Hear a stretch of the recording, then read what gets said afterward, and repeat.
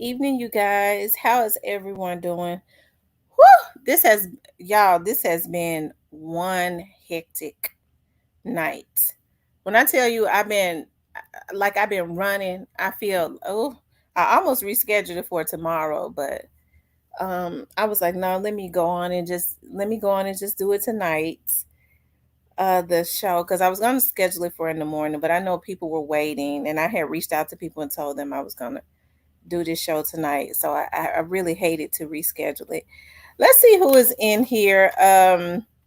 Tyranny, the Black Barbie, Kimberly Wilson, ZK, Lil Mama, Rita, Yolanda, Diane, Hero Fix TV. New to you. Shout out to my moderators. Shout out to Hero Fix TV. Be putting out that good content, you guys. Hero Fix TV put out really good content. Okay.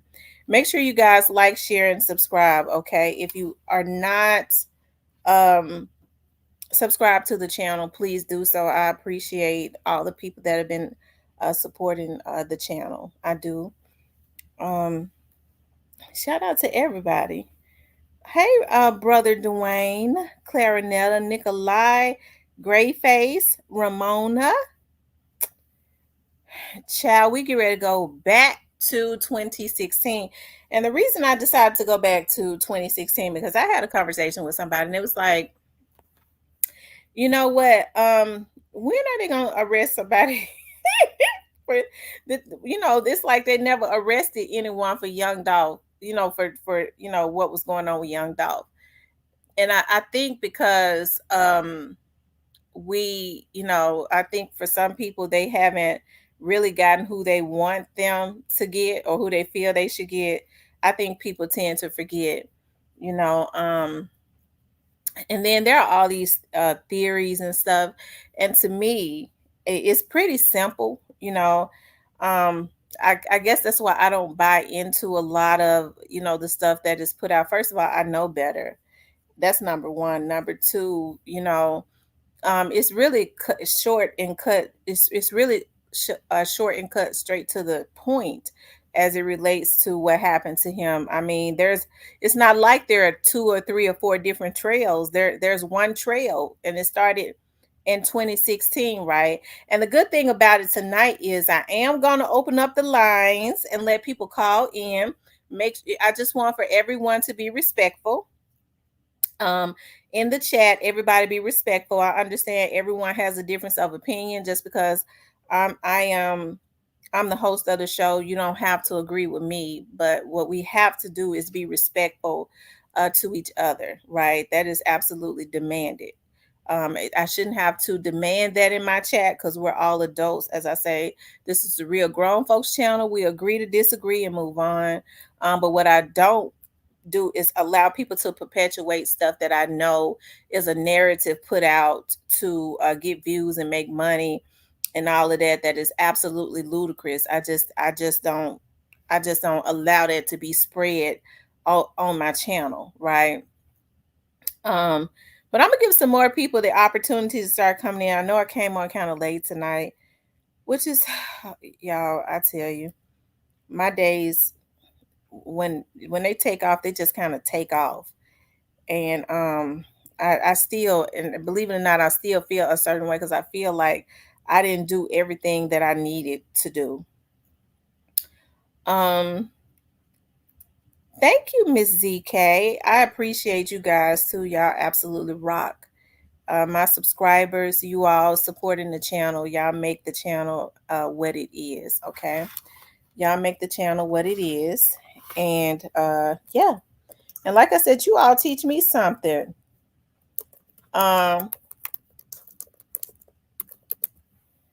Too.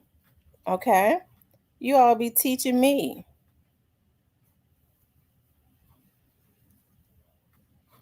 Hold on one second.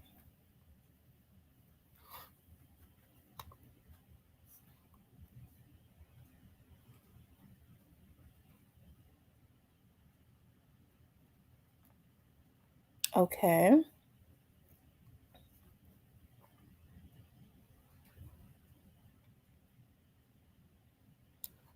See, when I say that you all be teaching me, I can remember,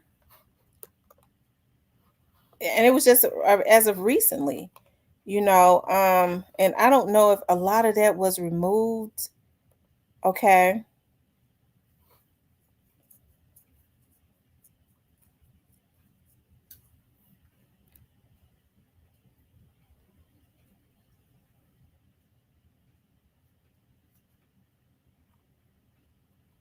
hold on, you guys.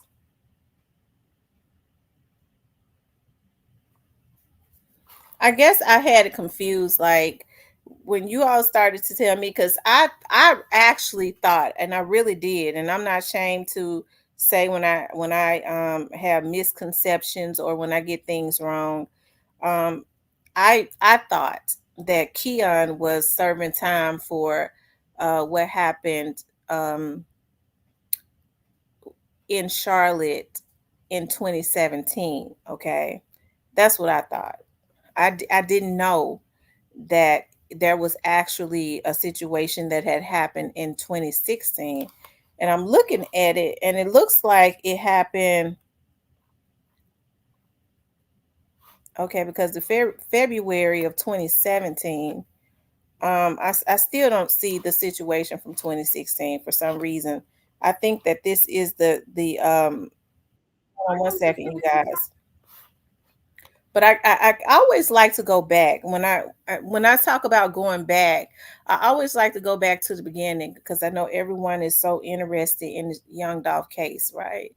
Um, like I said, Young Dolph was Memphis's own, and he had done a great thing for himself, right, and other people as far as bringing himself up out of poverty and Castelia, right? And so I think, when people say, well, there are other people that was taken out, but you have to think about all of the people that are involved as it relates to the Young Dolph situation. It's the same thing, similar with FBG Duck, okay? And I think there was a lot of sensationalism because of who was rumored to have been a part of taking out FBG Duck, okay? And yeah, who was rumored to have been a part of taking out FBG Duck. And that was other famous rappers. And so you think about this Young Dolph situation, who was rumored to be a part of taking him out, right? And that is other famous rappers are involved with it. And I think because of how the energy that had been around everything, the lack of empathy was just completely jarring, pushing that negativity even after Young Dolph was taken out. See, I get to thinking about, because I was thinking about all of that today. I was like, you hear rappers who may have had some type of affiliation. Or who is rumored to have some type of affiliation say, well, I don't understand the vlogs, this, the vlog, that. Well, the vlogs kind of eat up what they put out, right? The vlogs kind of eat up what they put out. If they had not put out certain energies, right, when this situation happened with Young Dolph, the vlogs wouldn't have anything, right? If they had just been quiet and it just would have been pure speculation. But what it looks like to me, and this is just in my opinion because of the energy and stuff that was put out, it seemed to me that there was persons that wanted, um first of all, they was happy that he was assassinated, which was messed up. That's number one. Number two, it seems like to me the energy that was in the atmosphere, they wanted for people to know that where the assassination had came from, right? And I'm still looking for that situation that had happened, the 100 shots. People say that it was in 2016 with Keon. Now, I should have, y'all, I've been busy. I should have found it, but what I see is a SUV. Hold on one second. Let me show y'all this. But this say it was 2017. While thousands of people were in uptown Charlotte for CIAA events and parties, WCCB Charlotte's Marvin Beach is live at CMBD headquarters in Uptown with the latest on the investigation. Marvin? Courtney, police have not named any suspects in this case so far. Now, crime scene investigators were back on the scene today. That's where several people told us how close it came and how lucky they were not to get hit. Scary, just really scary. Caught in the line of fire, this woman says she was driving her 92-year-old grandmother home when she saw bullets flying off the pavement. All of a sudden, she's ducking, and I'm thinking, oh, God, when so I just quickly threw the car in reverse and backed up and then flew down that street right there to avoid getting hit. She later discovered this bullet hole and other damage to her car. Police say more than 100 shots were fired just after 6:30 Saturday night here near the 600 block of North Caldwell. On one side of the street, an apartment complex, windows riddled with bullets. On the other, vendors set up for people enjoying the CIAA festivities. It's crazy when you think about it because I was extremely surprised that no one got shot during it all. This woman was working in a food truck with her brother when the gunfire began. He was like, get down, get down. And then the minute we got down, a bullet hit behind us. We had just been standing at. That bullet don't have nobody's name on it. I mean, you know, we got kids and families around here. John Clifton operated a party tent just down from where the shooting happened. He's disappointed things like this take away from the more positive aspects of CIAA weekend. Even with the incidents around here, nothing affected us. And I think what it was that maybe, you know, it came from the street or whatever. Okay, you guys, that's how the song 100 Shots was birthed. I'm looking at Rest in Peace Young Dolph. He says the hotel shooting was 2016. The hotel shooting was 2016. Uptown was 2017. Okay, because I thought now. So let me ask you all something. What is Keon in prison for? Because there was two situations that happened in Charlotte, right? And then I do know in 2017 of I believe October is when he was hit up in LA. Hold on.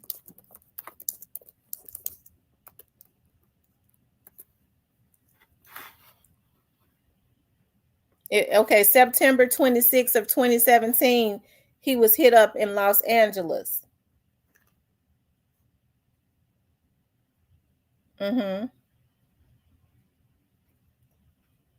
Right, that was February of 2017. CIAA was 2016. Keon served time for that. 2017 was LA shooting. There was two situations that happened in Charlotte then, am I right? Because see, that's the part that's a little, because this says this happened February 26th of 2017. I thought that's what Keon was serving time for, the February 26th of 2017. And September of 2017 is what happened in LA. Hello, beautiful nightmare. Keon and Black Youngster did the 100 shots on Charlotte. They both was on trial. Charlotte 16 and 17. So they're saying that they try to hit him up in 2016 and 2017 in Charlotte CIAA. They said Vato supposedly popped off and Keon took that fault or something, I thought, in LA. I think Keon is in jail for what happened in Charlotte. It started with Juicy J and got 2014. I think it was shootout and Dolph was there. Okay. Because I've heard people say 2016. For some reason, maybe I haven't did a thorough. I guess I could.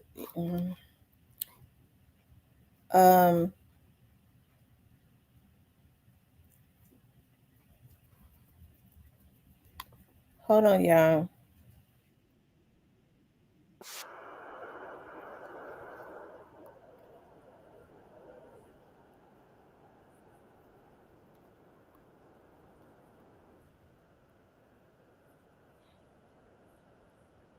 I'm Susie Sa. Thank you so much for joining us. I'm Jeff Vaughn. To our top story tonight, bullets fly near the Hollywood Walk of Fame. Tourists ducking and a rap artist was hit and seriously injured. Tonight, police say an ugly rivalry may be behind that shooting. Kick On's Crystal Cruz is live in Hollywood right now with the latest on this investigation. Crystal.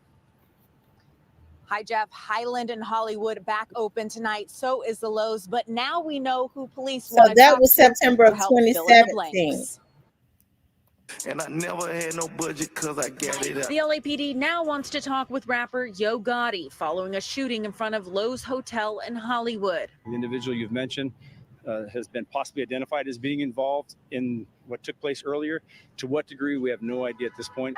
100 shots. Another rapper, Young Dolph, in critical condition, shot several times in the body, and police say they have hotel security video they're now looking over. In the video, an individual produces a gun, a suspect, and he fires toward the individual who was shot. Detectives looking into the possibility of bad blood between rival rappers. Several months ago in North Carolina, Young Dolph's SUV was shot at 100 times, but he wasn't in it. Witnesses heard the shots here in Hollywood, and nearby security video captured a person running from an SUV. I've heard about 9 pops, like, pop, and then there was a series. And then it stopped. After Young Dolph was shot, he walked to a nearby shoe store for help. The suspect's gold Cadillac Escalade was found at a gas station nearby, and officers detained 2 men for questioning. I tell you. Yeah, I'm still looking for what happened in 2016. Let me see. Hold on.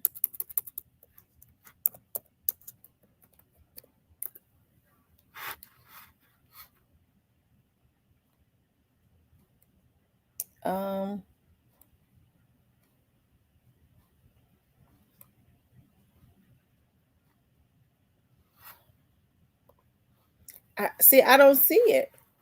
What I see is from 2017. There was 2 situations in 2017. Keon shot happened first. It was at hotel in CIAA. What's Keon's last name?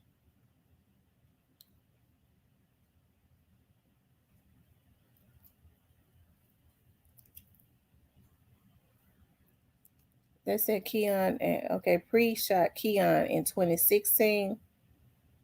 Keon and Nero popped at the truck in 2017. Heavy Camp shot at Dolph 100 times in 2017.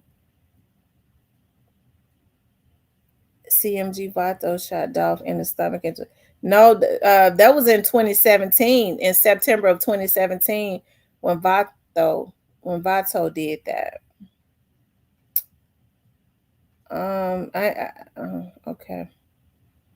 2016 was Keon popping at Dolph. February 2017 was Black Youngster in Charlotte. Later, 2017, Vato arrested in LA. What's Keon's last name?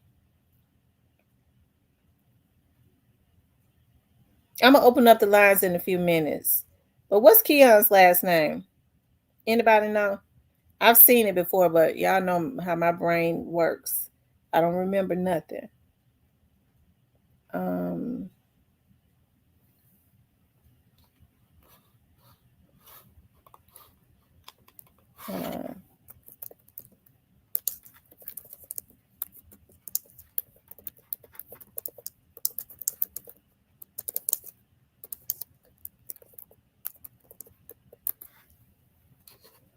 Okay.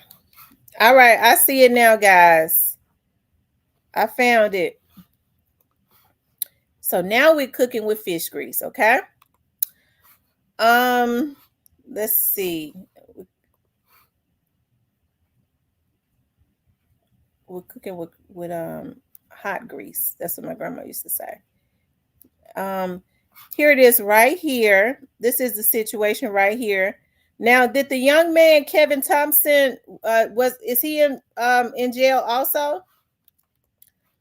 It says Mecklenburg County officials prosecuted 3 men for a February 2016 shooting where 2 vehicles and a hotel lobby was sprayed with bullets in Uptown Charlotte. Howard, 31, Kevin Thompson, 31, and Derek Bolton, 36, were joined for trial, and 2 of them pleaded guilty. Wright pleaded guilty as charged to 5 counts of discharging a firearm into occupied property, discharging a firearm into an occupied vehicle in operation, conspiracy to discharge. Yeah, I don't want to, for some reason, I don't want to read all of it because y'all, I'm tired. But anyways, this is it right here. Okay. So I don't think it said I was getting tired tongue and everything, y'all. I'm sorry. I'm tired. It says Bolton tried for 5 counts of discharging a firearm into occupied property, discharging a firearm into a occupied vehicle in operation, conspiracy to discharge firearm into an occupied dwelling, and 8 counts of discharging a firearm into an occupied dwelling. In the early morning hours of February 28, 2016, gunshots were fired outside the Hyatt Place, Charlotte downtown on South Caldwell Street. 2 occupied motor vehicles and the hotel lobby were struck by gunfire. Nearby, an off-duty G-Force S officer saw a suspect running from the direction of the gunshots and saw a suspect get into a silver Nissan sedan. Okay. Officers captured Wright after a brief foot chase. Police also apprehended Thompson in the vehicle seat. In the driver's seat of the vehicle. Bolton was the front seat passenger. Okay, let's see. It didn't say anything about young Dolph in there, but I'm sure it did in the in the paperwork. And the paperwork is public, right? I mean, anybody can go into these different public sites and pull up the paperwork, right? So I'm sure there's more detail of what happened on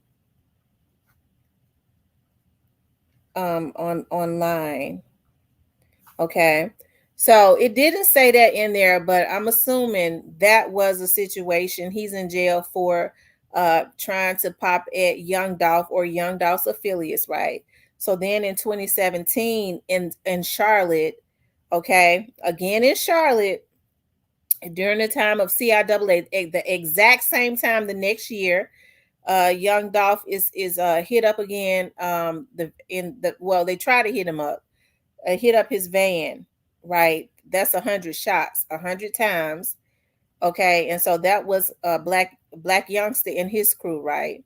First time was Keon, which is CMG's CMG's vice president. What is Keon to CMG? Isn't he the vice president? Okay, so then the next year is Black Youngster, a CMG artist.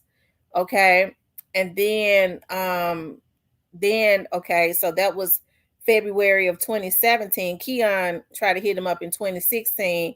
Black Youngster and them tried to hit him up in 2017 of February, and then 2017, September of 2017, he's actually shot up by CMG affiliates.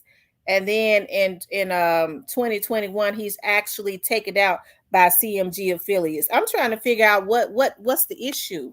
I know all of us ain't crazy. I mean, I don't understand why there's so many smoke and mirrors. Like, what, there's supposed to be a mystery. I would think that it would be one of the easiest cases. That, I mean, that's how it seems. I mean, it's just straight to the point. There's only one road. There are no swerves in the road, nothing, and there's no hills or anything like that. It's just one straight road. Every time there was an attempt on his life, and that's not me trying to, be accusatory. Hey, yo, God, I didn't say your name. The folks on the main news said your name. I mean, y'all don't be getting mad at them when they say y'all name. Y'all wants to get mad at me, a woman. Okay. Everybody else done said y'all name on here, but they likes to try to get mad at me, I guess, because they like for me to cuss them out like damn dogs, because they know they can't control me. Okay. But I forgot to put Moneybag, you better be glad I forgot to put your face up there on the FBI board, okay? Anyways, it said jealousy. Said jealousy is real. The news mentioned his name, and that was LA. That they wasn't playing right. That was in LA. Okay, they saw the national news. Okay, they mentioned Yo Gotti. I didn't do that. They did that. I didn't do it. They did it back then. Okay, in LA. But you know they don't go after the white people's medias. Okay, they don't go after their medias. It said TMZ zone is LA.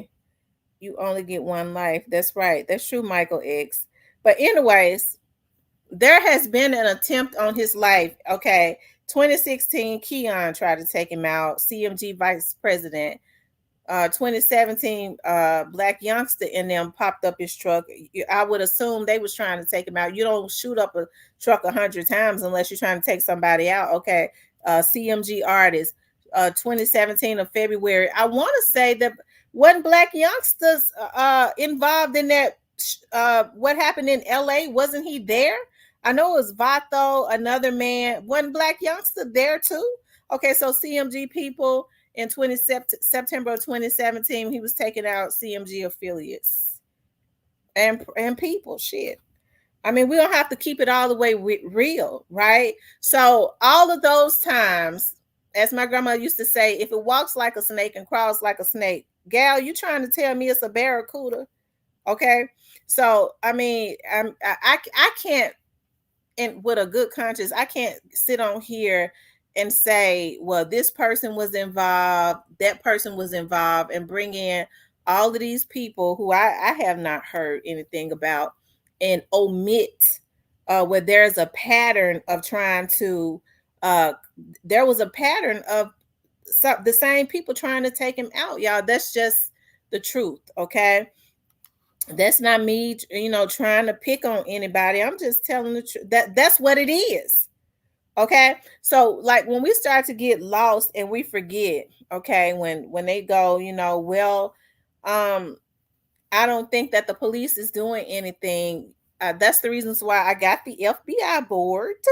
Y'all know that's what the FBI be doing. They see, I was trying to find a tack because, I wanted to make that board all the way like the FBI board. I was trying to find a little tack that I could put on the pictures up there, on the thumbnail, but I couldn't find a tack. Okay. So I had to just go ahead and copy and paste and put them on up there without a tag. Okay. And so I put everybody up there that we've heard about. Okay. I didn't put the people up there that ain't been their names ain't been said yet, because there are some people whose names have not been said. And I can rest assure you they're probably on here and they already know that they're gonna go, what's gonna go down. It's not my job to say it, okay? I let the police department do it. That's their job, okay? Kim says, I think I have personally acknowledged everyone. If not, he said, listen to Lucille. He got sentenced to 10 to 14 years in 2018. Who got sent? Oh, okay, that's Keon. Okay, ain't no space for Moneybag and all his new. Okay. But anyways, you guys, I always say that Cornelius, and them, there was somebody that was arrested before Cornelius. Okay. There was somebody that was arrested before Cornelius. And I want to say, or not arrested, somebody that was detained. He wasn't arrested. He was picked up. I want to say it was Orange Mountain Quet.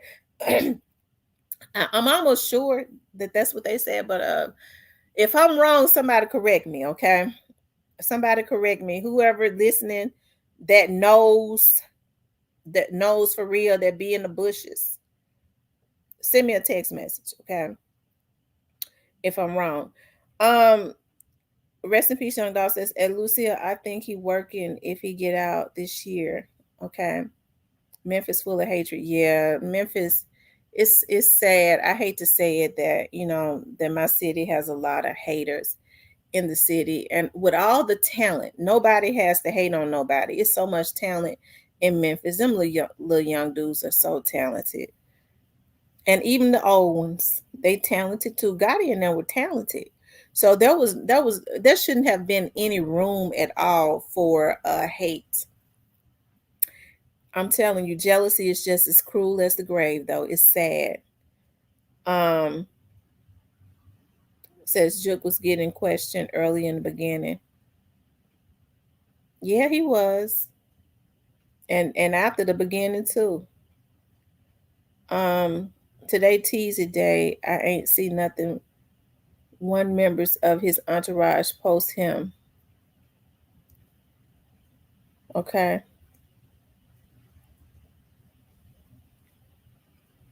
Well, anyways, what I was getting ready to say is,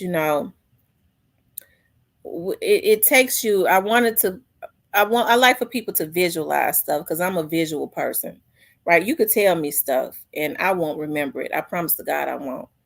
But if you tell me and you send me a picture or something like that, when I read stuff, I like to see pictures because I remembers. Okay, I'll remember it. My mind wanders. So if you tell me something, I'm not gonna remember it. Not hardly. Greyface says black youngster was let go, charges dropped in Charlotte. But when we start to forget, right, and people start to think about, well, why aren't they doing anything for young Dolph? Um, it hey, it may not be what you want at this point, but they was doing something in the very beginning. And I put JoJo Splat's picture up there for a reason. Um, JoJo Splat, as much as I hate to say it because I look at JoJo Splat, I really I'm real sensitive. I'll cuss a bitch out, but I'm sensitive, right? I'm tenderhearted. And when I saw JoJo Splat doing that interview and he was shaking, hey, it made me feel very sorry for him because I looked at him as a baby. He was about 18 years old at the time. And so, and I hate to say it, but JoJo Splat has some type of affiliation uh, in what happened to young Dolphin. I don't know the capacity yet, but I think at some point we probably will know what capacity it was. I'm not saying he was a shooter because I don't know. I don't believe that he was. Some people do, but because that's what they were saying in the beginning. But I believe that it was because I mean, in the beginning when people were saying it, and before we started seeing, and I started really vlogging on the case and getting more information about it. Hey, I kind of believe that it's Cornelius. I do believe that it's Cornelius. Cornelius is basically, you know, is him. Okay. Um, but JoJo Splat, he never passed the smell test, and he's had some type of a capacity in what happened. I just don't know what at this point, but if you ask me, he was out there in one of them cars, okay, um, as well as some more of them. So that's why I put a question mark up there because anyways, I hate that for JoJo Splat because, like I said, I don't think that JoJo Splat, just with the way that he was shaking and stuff, like I said, I'm very tenderhearted. And I know that what these young boys did was wrong and they have to pay for that. But, these kids are young enough to be my children. And so, when a child is 18 years old and they sitting up on a platform wanting to be grown, but they ain't ready for that, just shaking like a leaf. To me, that was I dropped some tears because I've mentored boys his age at that time. You know what I mean? It was just devastating and it pissed me off. It made me even madder at the people that sent them out to do this heinous crime because they are older and they knew better. And you definitely have to reap what you sow, right? And I I want nobody to say, she said JoJo Splat killed Dolph. I didn't say that. I just said I don't, I think he has some part in it. Okay. But anyways, what I'm gonna do is I'm gonna open up the lines. Okay. I'm going to open up the lines and people can call. Y'all don't troll. Okay. Don't troll. I'm not in the mood tonight. I had a long day. Okay. I've had a long day. I almost rescheduled the live. I'm glad that I did, but don't call trolling, okay? Because I'm not in the mood to be cussing you out and all that. I ain't even in the mood. I'm going to just hang up in your face. I'm not going to give it to you because I ain't got no energy tonight. Really. Okay? So the number is up there on the screen. And I'm always interested in hearing what people got to say. I'm always interested in hearing what people got to say because I think what everybody has to say is important. Okay, and we always respect each other, right? We always respect each other. We like to make people feel comfortable, but now I don't deal with no damn fools, okay? And I don't really like crazy people. So when you call with all of your conspiracy theories, my nerves ain't set up for that. That's right. Act like you got some sense, even if you don't. Just act like you do, okay? Y'all make sure y'all hit the like button. But I just put the number up there, okay? I just put the number up there on the screen. Okay. I hate when this happens. Okay.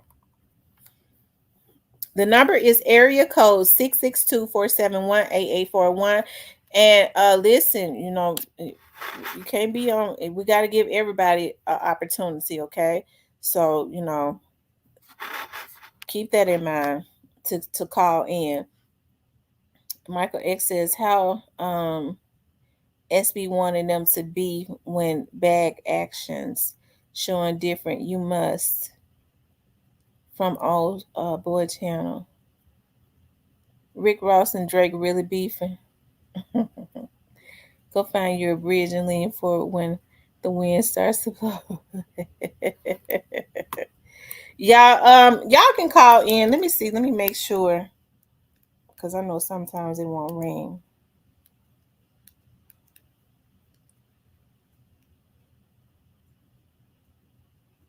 Let me see.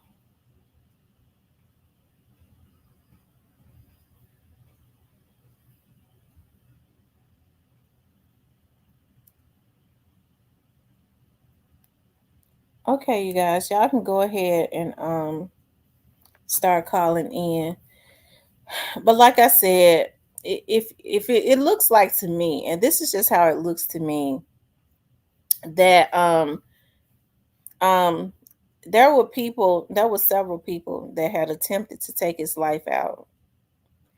There were several people that I said take his life out, to take him out, okay? Because they were sent on those missions to take him out. It's not anywhere around it, right? And so when people start, talking about, well, this person got too much money, honest, this person got too much money and this person wasn't involved, hey, I would like to believe that too, but it all points to one group of people, the same group of people trying to take him out, right? It wasn't coincidental. I believe that these people were put on missions and the mission was not accomplished. And so when I start looking at, what happened with Keon, what happened in 2017 after that, what happened 2 times in 2017, and he still didn't die. They couldn't continue on and on and on, right? That's the reason why they laid low and allowed him to get comfortable until they can get a bunch of damn foods to unfortunately, which would be straight dropping them to go and take this man out, right? And so, hey, if you ask me, I do believe that there is a RICO going on, I believe that it's been going on now for I believe it's been going on since and I'm just taking a lucky guess.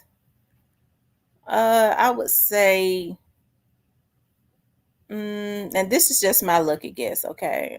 The end of December of 21, beginning of uh, January of 22.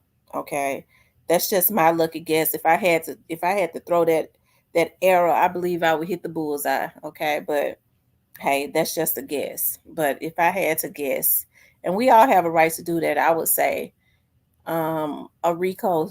They got a RICO going around that time, which has been a long time now, right? And so I think all of these things, if there's a RICO going, would play a major part in the RICO going all the way back to 2016. That's one of another reasons why I brought this up. All of that is going to play a major part. All of that and everything in between, leading all the way up to his death, right? Um, if I time you out, it would be at least, let's see, you fish to fish. What does that mean? What's fish to fish? What's that?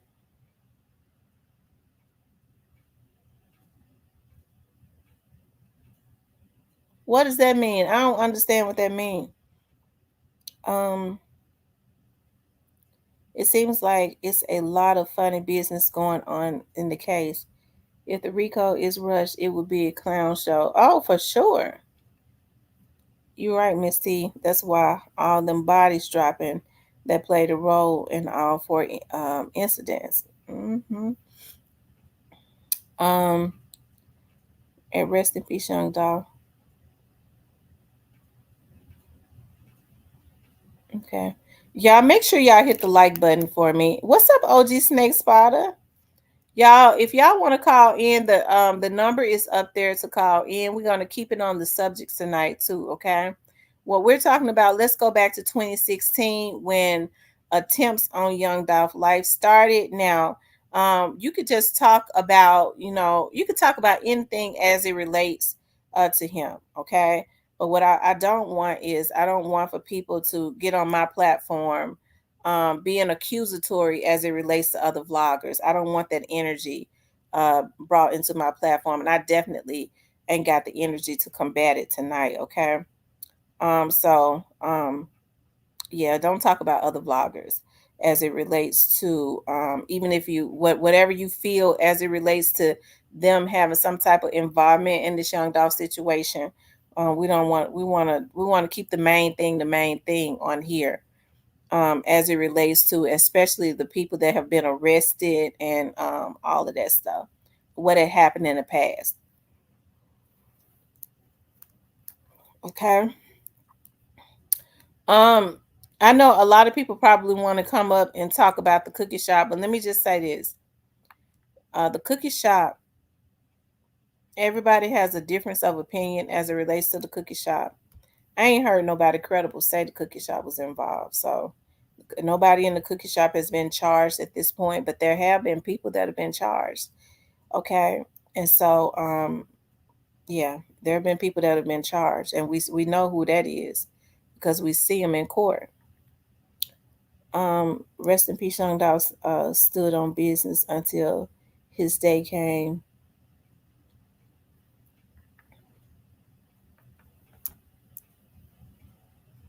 Hey, straight to the point. But anyways, you guys, like I said, hey, I think the situation with Keon, um, I don't believe that it was an isolated incident. I don't. Um, I don't believe that they just got mad and decided no. There's just too much of a pattern, and they were missing. Um, they was missing, and they finally took him out. And I do remember the young man, Mr. N. And I know a lot of people, say that they kind of question his credibility and his integrity, but I tend to believe that a lot of what he says is true. Because you hear other people talk about how bad that certain people from in that camp that's at the top wanted him gone. Why they wanted him gone, I don't know. The only thing I could sum it up to is a man that has never been a threat to your life, not a threat to your person, and you decide that they just got to go. It couldn't be anything any more than jealousy. Whether it was about a girl or whatever it was about, it all sums up to jealousy, right? My dad used to always say, what they fussing about ain't what they mad about. So when you hear people say, well, Young Dolph was dissing him in music, Young Dolph was messing with somebody's girlfriend. And, well, I mean that ain't what they was mad about. I think it had everything to do with jealousy, right? That's it, and that's all. And so people, you might say, well, some of these people they was out before him, they was more established, or that's what it appears. They was out and they was more established, but don't necessarily means that's true. How many times have you heard people say that somebody is hating on them and they got way more than them? It happens every single day, except for I don't think these folks had way more than Young Dog. I know him personally, and he wouldn't lie about somebody's life. I don't believe that he was lying. Um, Doc was the little nigga they wish they produced. New to you says, if you get jammed up, don't mention my name. um, he says he was a real plug for the city. Gotti was sneak dissing, and Dolph responded with names. He was exposing them for hating and putting police on him. I heard Dolph said about out his mouth. Oh wow. Mm.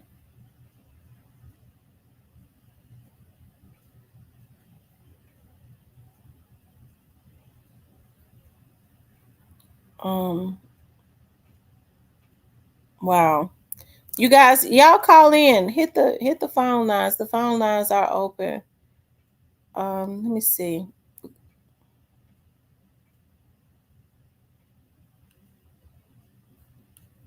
Shit. Hold on, y'all.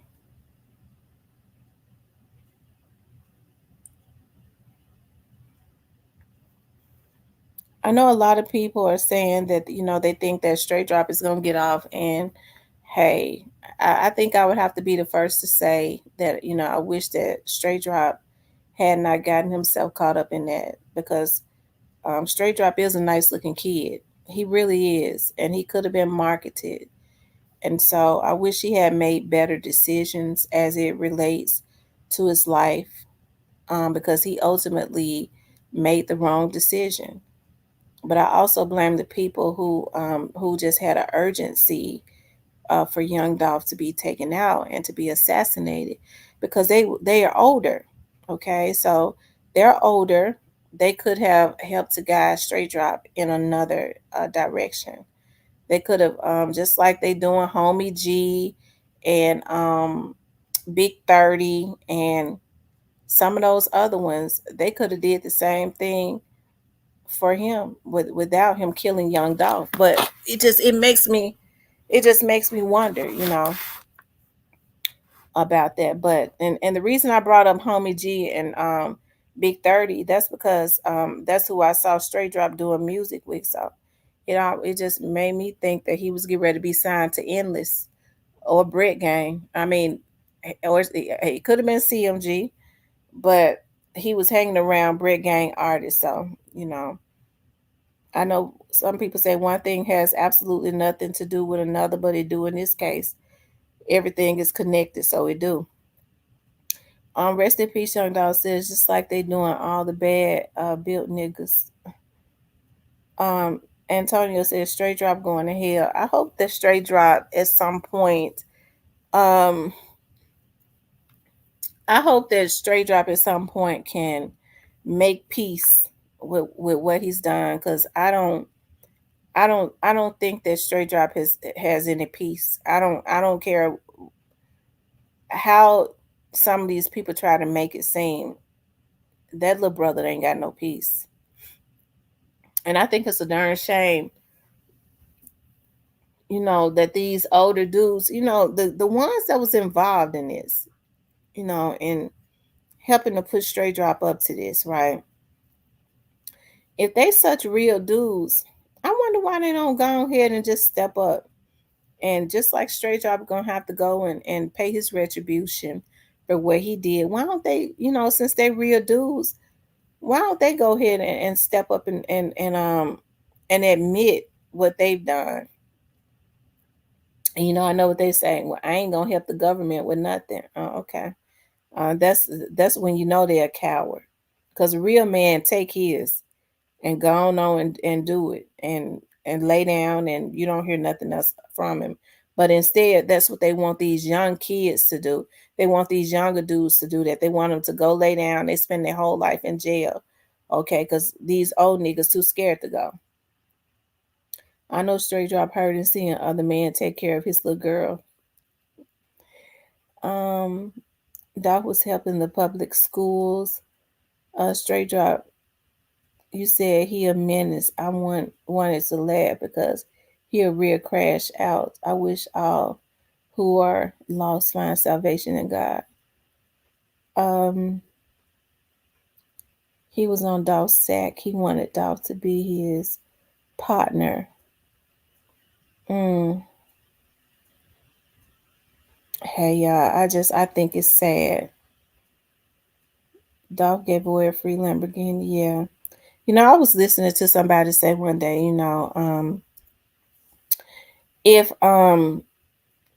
Dolph was going to have Straight Drop around him, he should have signed him. If he had signed him, he would still be here today. Okay. That's what I heard him say. Hold on.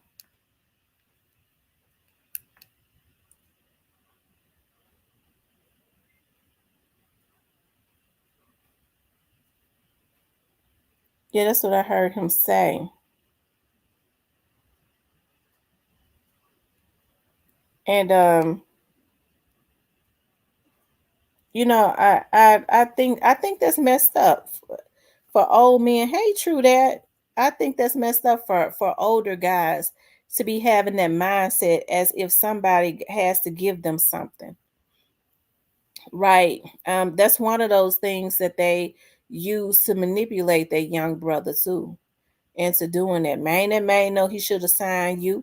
As I always say, if it had been Clive Davis, they never would have tried to put Straight Drop up to take him out if he had been hanging around Clive Davis, because Clive Davis like young men.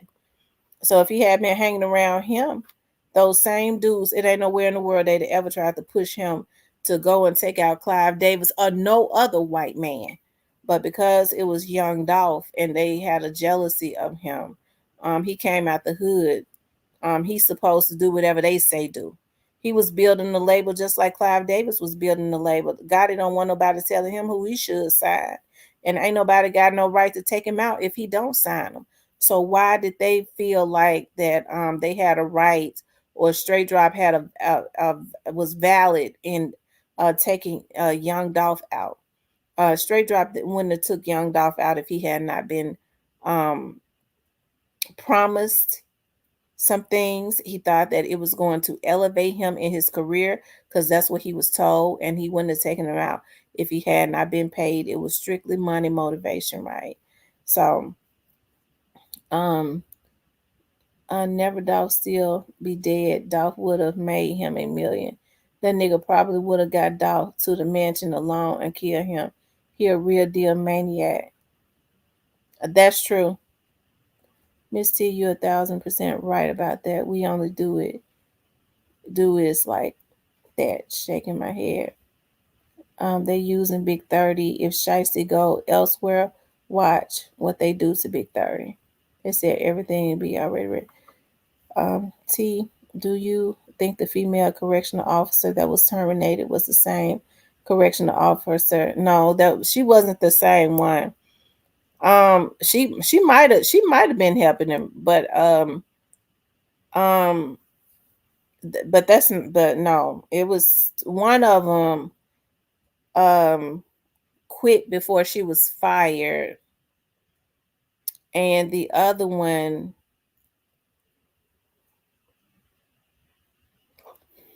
she still got her simple ass there, but it was not her. Um,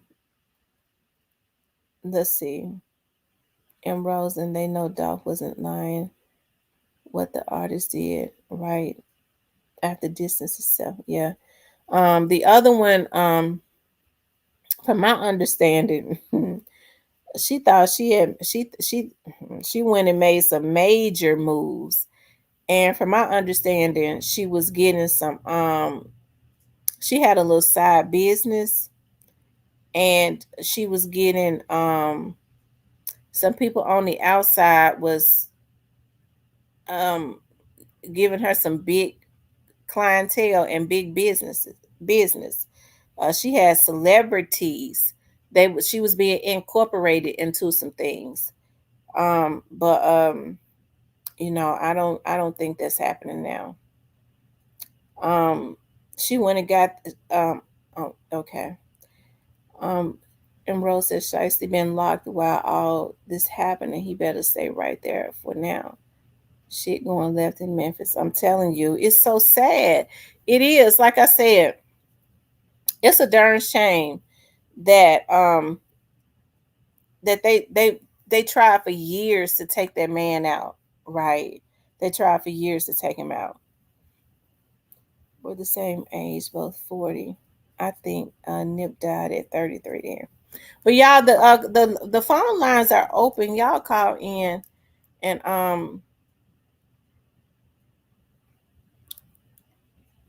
let me see.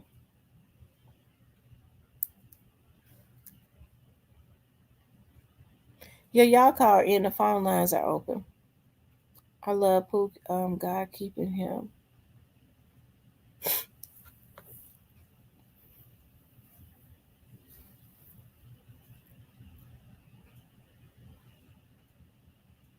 Hold on, y'all. I'm looking for something.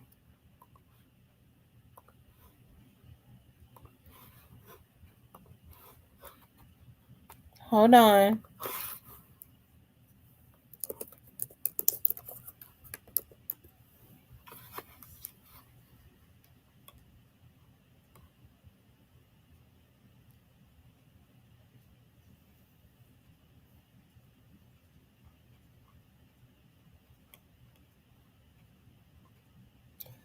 Hold on, y'all.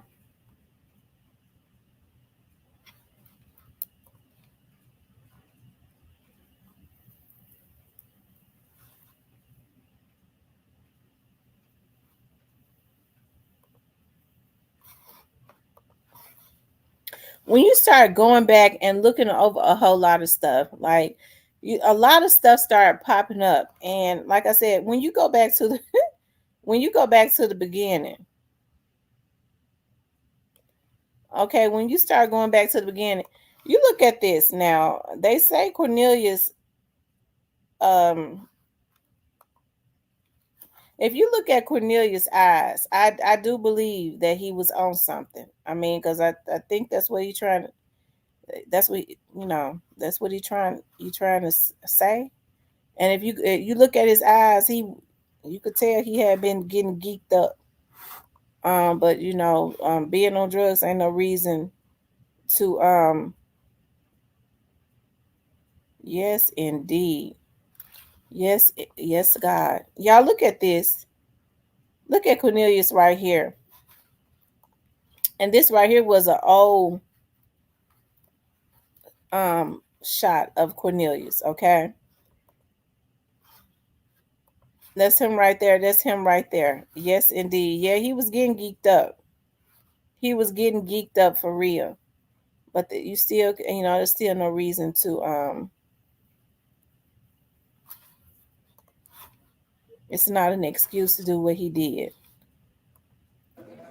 Yeah, it's Dolph and Will Willie. We out here.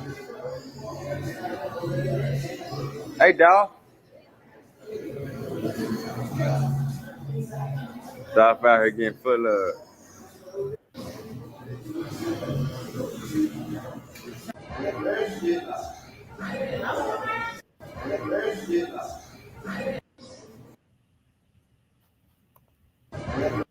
Yeah,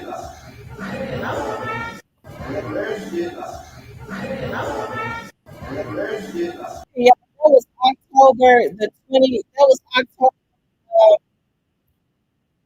13th of 2021. So that was a month before he was assassinated. He was in downtown Memphis on Beale Street at Whitworth. They knew that he was hanging around Memphis. So that was October of 2021, right? October 2021. So that was a month before he died. But hold on, I'm looking for something else.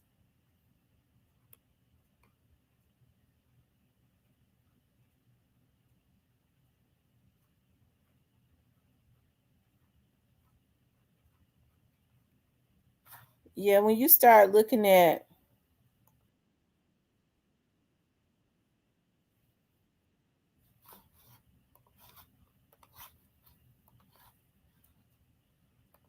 first time, he sent everybody out the studio. Like, let me holler at dog. Like, man, you got your own everything, bro. You popping. You like, but you got the money, you got your team, you got this, you got that. You're like, bro, I'm telling you, we can do this, we can do that. You ain't like Zilla. I ain't gotta hold your hand like Zilla. You ain't like Starlito. I ain't gotta hold your hand like Starlito. I ain't gotta babysit you like them. It's my first time meeting you. You gonna really sit and downplay your artists and throw your artists up on the bus to try to persuade me in to come over there? So it's like a red alert the first time I met him. You feel like I can't what are you gonna say respect about that. me? No, it's just I can't respect that. Why do they keep trying to make it a rap beef between you and Gotti though? If it's something about you I just don't respect, bro, I can't sit and fake and act like it's all good. That's understandable. You know what I'm saying? Right. Like the first time I even met little dude, go in the studio. First time. He sent everybody out the studio. Like, let me holler at dog. Like, man, you got your own. Okay, Gristle Hardaway says he think that was the straw that broke the camel's back. I don't know if that happened after 2016. And I think that interview happened after 2016. I don't think that was the straw that broke the camel's back. It must have happened around 2015 or 2016 because it seemed like to me they had a pattern of trying to take him out. Okay.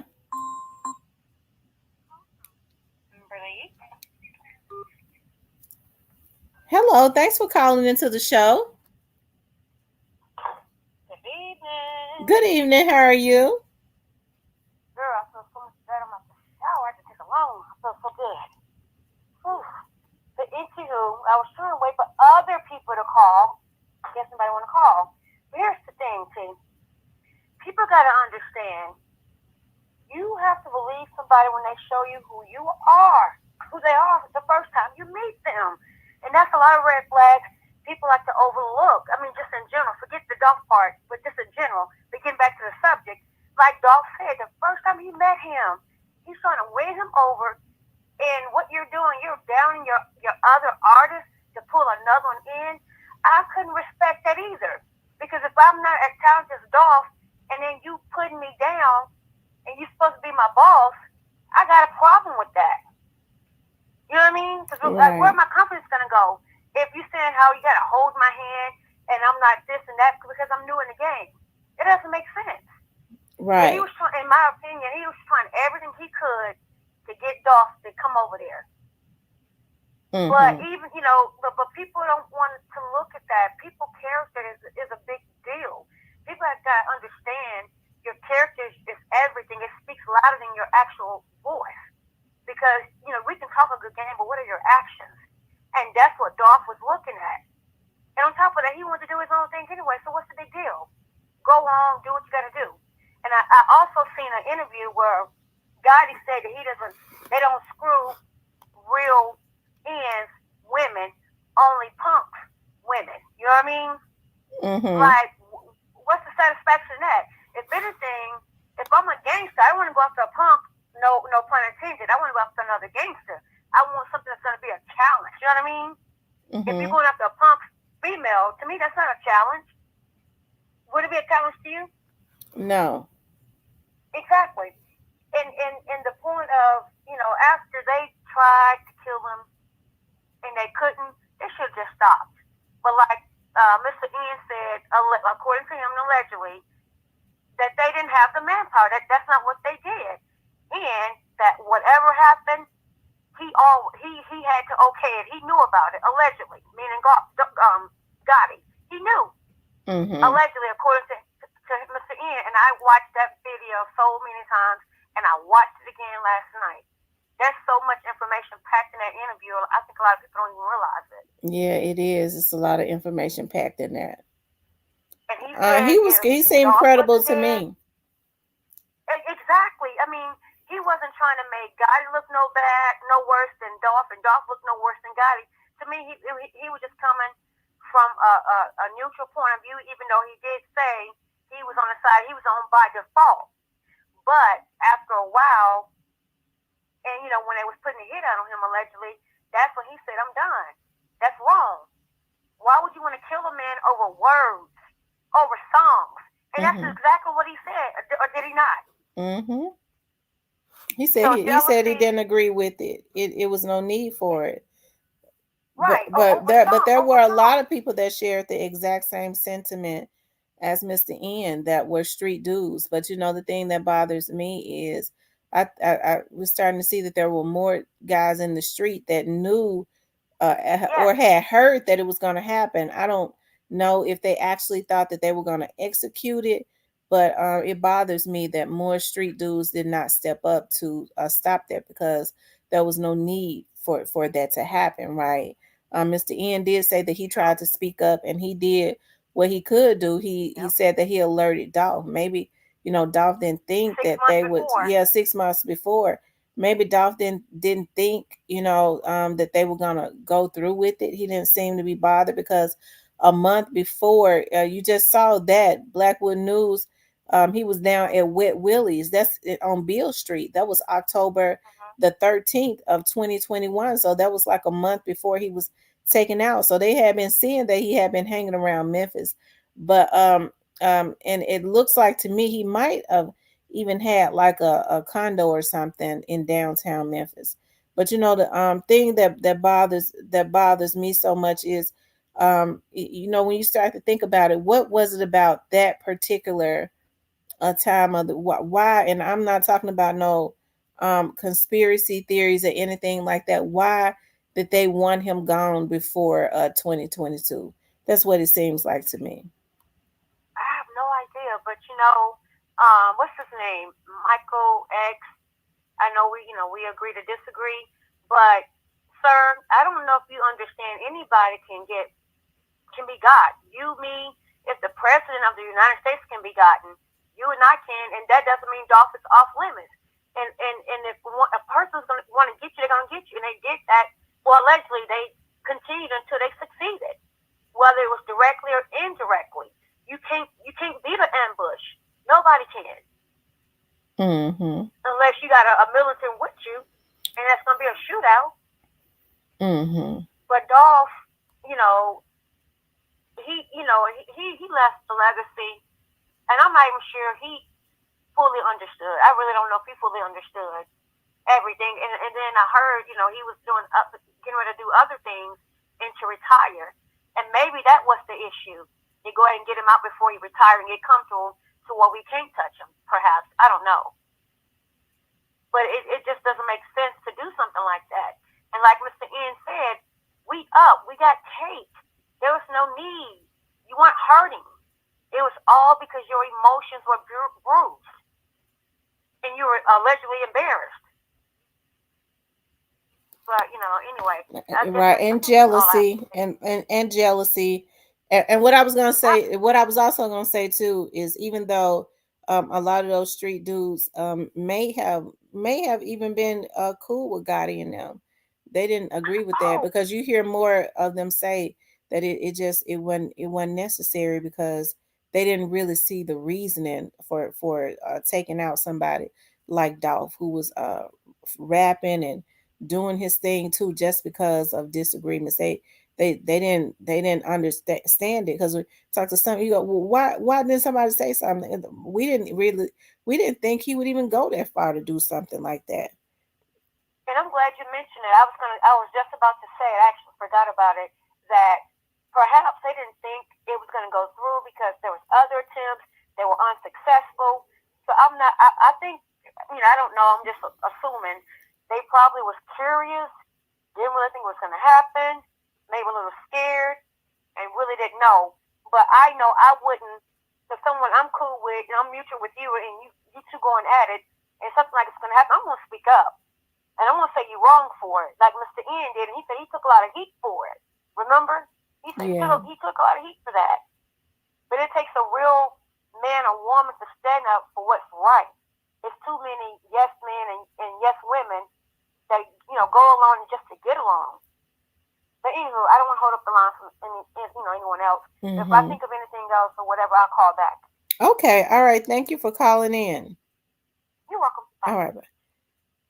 Okay, you guys, the lines are open. The number is area code 662-471-8841, 662-471-8841.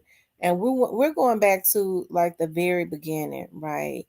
And I always like for people to remember when Chief Davis did her press conference that night. It was loaded, even though people may say, well, she didn't say anything. She said a lot without saying anything. It was definitely loaded, a lot of what she said. And she made a lot of key points about that they had been calls had been getting flooded in. Like people was calling in with all types of information, right? So it put them ahead of the game. Hey, and even though I guess whomever a lot of people feel should be arrested hasn't, hey, for me, I can understand, why some people haven't been arrested, because when you're dealing with people that who's got a little bit of money, that they can stretch it, and they can go toe to toe for a minute with the state as far as money. You kind of want to make sure that there are no loopholes and everything is airtight, right? And when I say go toe to toe, if you go back and you look at O.J. Simpson's case, and I believe that O.J. was innocent, they're able to bring in all kinds of experts and stuff like that, defense experts, to try and I guess discredit whatever the prosecution is saying, to put doubt, because all they need is reasonable doubt, right? They tell you to convict the person without a shadow of a doubt. So the burden is on the prosecutors, really. Their job is harder. And so if there's any doubt, and when people have money and they're able to hire experts and private investigators to go out and find all types of witnesses that might, and bring in all these witnesses, and they can just put they can put a little bit of a doubt in a juror's mind, then, they can get off. And somebody like I say, like Black Youngster, will go and stand in the camera and say, yeah, I killed that bitch ass nigga. You know how he talked. And because of the double jeopardy laws, he'll never be able to be tried again. And so that would be devastating. So, hey, that's the reasons why I say that it would be a good thing to let them do whatever they're going to do. And whoever else was involved, I would like to see justice. I don't want to see nobody I don't want to see nobody killed. I want to see justice served.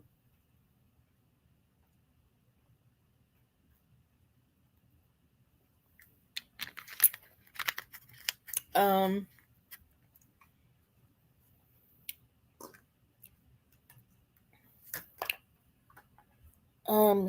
Rose says,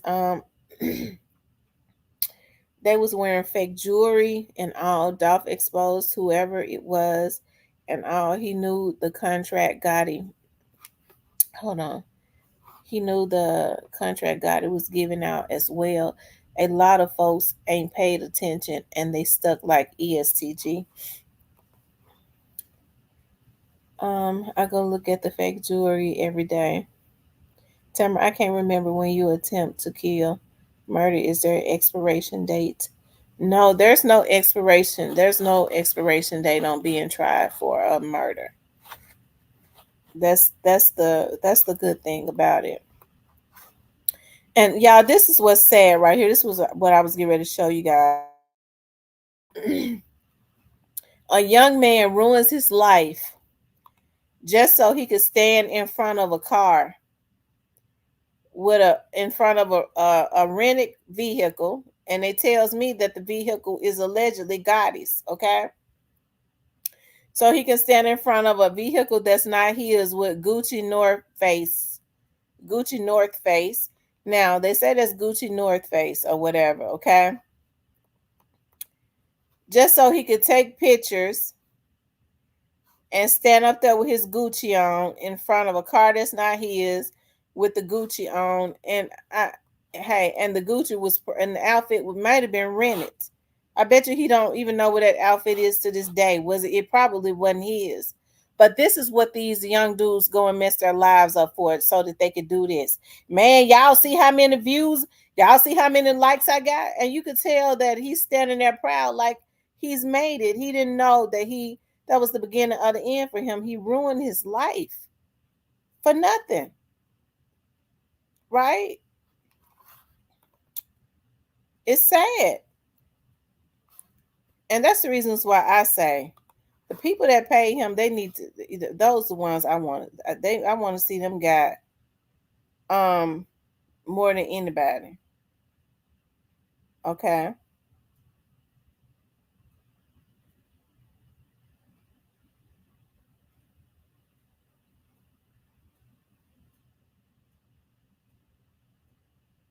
Hold on, y'all.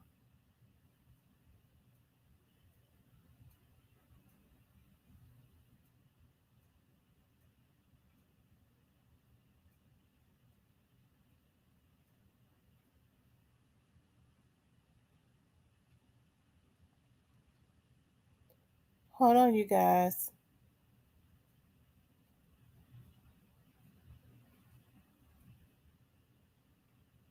Mm.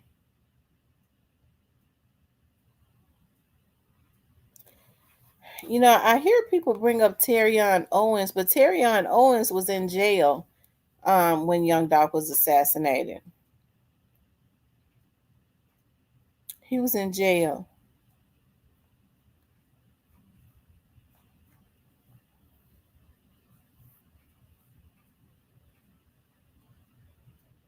Hold on, y'all. I'm looking at something.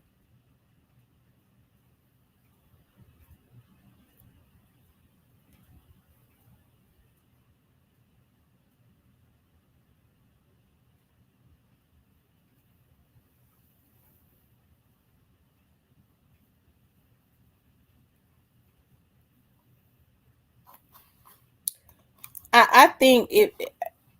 I think this right here is going to play a major part in getting some convictions. Okay. Hey, I think so. I don't know who this young man right here is, but Thaddeus is pretty credible. Now I don't know who that young man is in the blue, but I don't think that Thaddeus would be putting him up for no reason. Okay. I don't think he'd be putting him up for no reason. I still don't know who he is. I just know that it must have had some type of affiliation with that insurance guy and Black Youngster. Okay, whoever he is.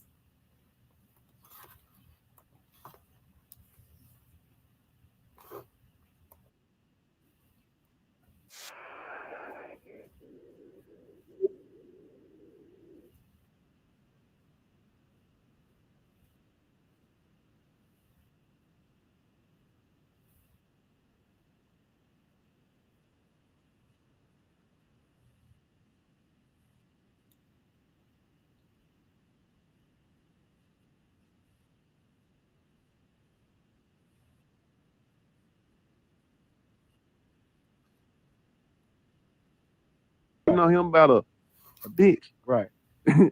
You hating on him about a bitch. Reality. You hating on him because he wouldn't sign with you. Know what I mean? Right. You hating on him because you pop.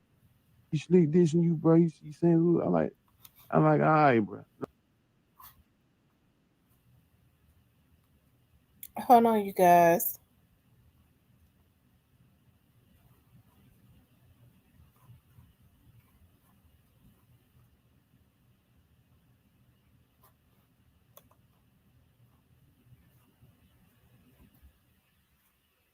Y'all make sure y'all hit the like button for me. Okay.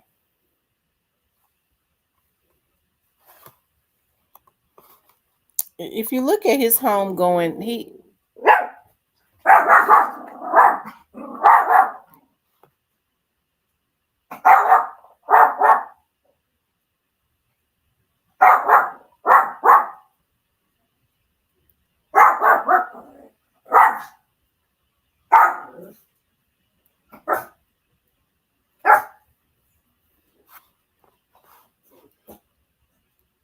if you look at his home going, okay,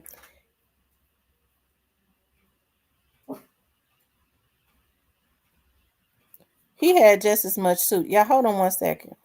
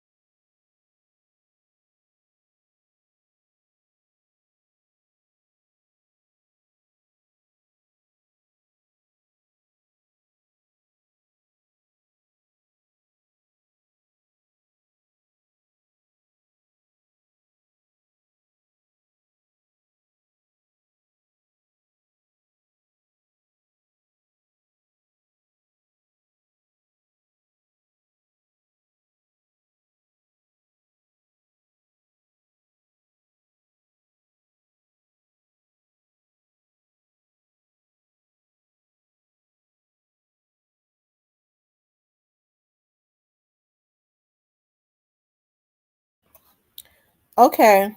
Okay, y'all, I'm back. They tried to play crazy like they ain't shine because it wasn't public, but they know them real Dolph men's popped out for Dolph. Yeah, they did. What I was getting ready to say is I got distracted. What I was going to say is he had the same type of home going where he had a really good center weight, just like they were saying about Big Juke. I mean, I think it was equivalent. I think the only reasons that the security was so tight as it relates to Big Juke, just from past experiences or past knowledge of stuff that had, I would assume that they were still getting threats, right? They was definitely in fear of their life.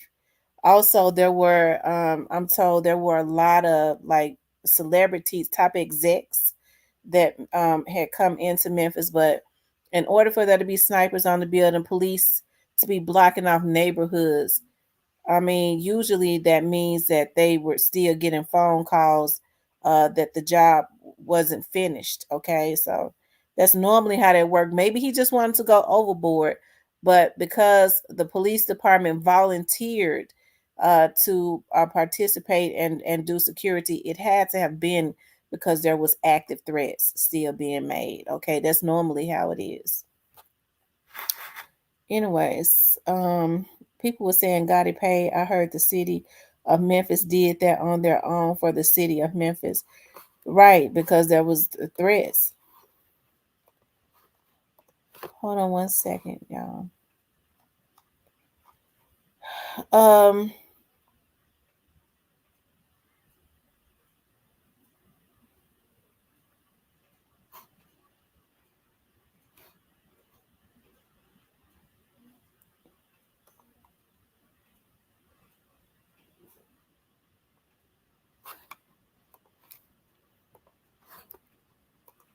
They said Young Dolph's best friend, Daddy-O, got a new chain made in memory of Young Dolph. Woo! Jesus, them blue diamonds going all the way. Ooh, Lord have mercy. I mean, just looking at that, that's real major. It just gave me chills. It's so nice.